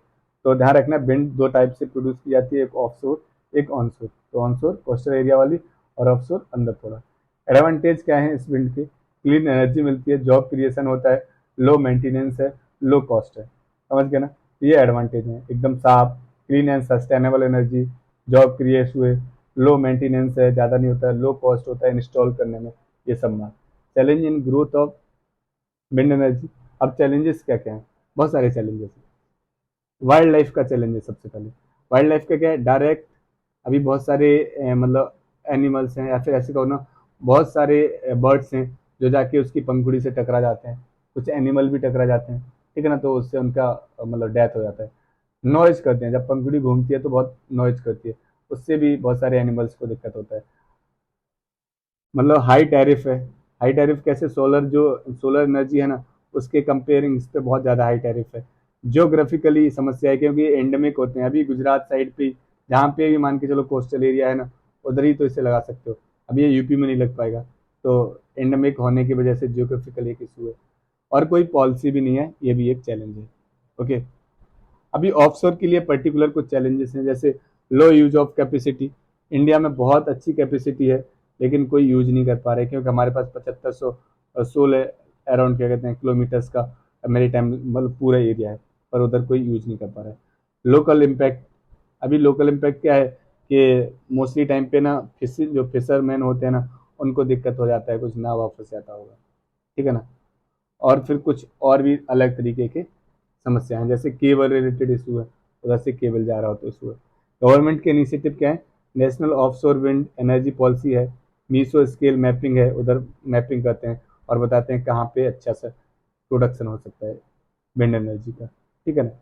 वे फॉरवर्ड क्या है, इंक्रीज फंड्स, वही अपने पुराने फंड बढ़ाओ, R&D करो, ऑफशोर पे फोकस करो, और पॉलिसी को दोबारा रिवर्स पॉलिसी फ्रेमवर्क करो। ओके, आई होप आपको समझ में आया होगा। जल्दी से रिवाइज करते हैं और फिर आगे बढ़ते हैं। तो विंड एनर्जी क्या है, तो चौथे नंबर पे इंडिया आता है, ठीक है ना। USA चाइना और जर्मनी के बाद में। 2 टाइप की है, offshore onshore. Advantage, clean sustainable energy, नौकरियाँ, लो मेंटेनेंस, कम माल खर्च होता है, कम माल कॉस्ट, जो अपना लो कॉस्ट भी है इंस्टॉलेशन में। चैलेंज भी है, वो जानवरों को दिक्कत होती है, क्या वो डायरेक्ट टकरा जाते हैं आके, या फिर उनको नॉइज सुनाई देती है तो फिर उनको मज़ा नहीं आता है, कुछ थोड़ा सा संगीत टाइप का नहीं लगता है।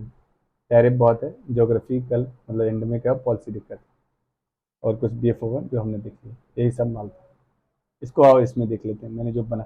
देखो जो भी मेन से रिलेटेड रहता है ना, मैं उसका हमेशा स्ट्रक्चर बना के दे देता हूँ। अभी रिवाइज करना हो ना आपको, तो आप इसका स्क्रीनशॉट लेके पूरा रिवाइज कर सकते हो, क्योंकि हम लोगों ने काफ़ी डिटेल में पढ़ा होता है। एक दो बार रिवाइज करोगे तो सब कुछ उधर ही माल रेडी रह जाता है। ये ऑफशोर है, ठीक है ना, ये ऑनशोर विंड है, ठीक है ना। ऑफशोर ऑनशोर क्या होते हैं मैंने बता दिए। जो लार्ज बॉडी होती है समुद्र के अंदर, ऑफशोर है। ऑनशोर जो कोस्टल एरिया है। एडवांटेज क्या है? क्लीन है, renewable energy, low cost maintenance, hybrid system तक कॉस्ट इफेक्टिव है, और एम्प्लॉयमेंट जनरेट होता है। इनके एग्जाम्पल लिखना हो, जैसे clean and renewable energy resources, ये कीवर्ड लिख दिया, उसके बाद आगे डैश करके आप लिखो क्या कि हम लोग अचीव करना चाहते हैं Panchamrit commitment of CAP, low cost of maintenance, effective hybrid system. Jaisalmer में जैसे चैलेंजेस क्या हैं, वो एंडेमिक है, कुछ ही इलाकों पे है केवल, ठीक है ना। ड्राफ्ट पॉलिसी नहीं है, हाई टैरिफ है, इम्पैक्ट ऑफ वाइल्ड लाइफ। वो किस टाइप से? दो टाइप से, टकरा जाते हैं खुद और फिर वो नॉइज करते हैं। ऑफशोर के चैलेंजेस हैं, ये मैंने बताए थे। वे फॉरवर्ड मैंने बता दिए कि उधर थोड़ा फंड दो, ऑफशोर पे ध्यान दो, कोई स्कीम्स बनवाओ। ये स्टेट के जो भी लेने वाले अचीवमेंट थे, ठीक है ना। तो ये अपना ख़त्म हो गया, शॉर्ट रह गया। तो बाकी आपको ये वीडियो अच्छा लगा है तो प्लीज़ सब्सक्राइब करो, ठीक है ना, और लाइक करो और शेयर करो, यदि आपको मेरी मेहनत थोड़ी अच्छी लगेगी तो। ओके, तब तक के लिए over and out. Thank you very much. देखते रहो, सतर्क रहो, सावधान रहो।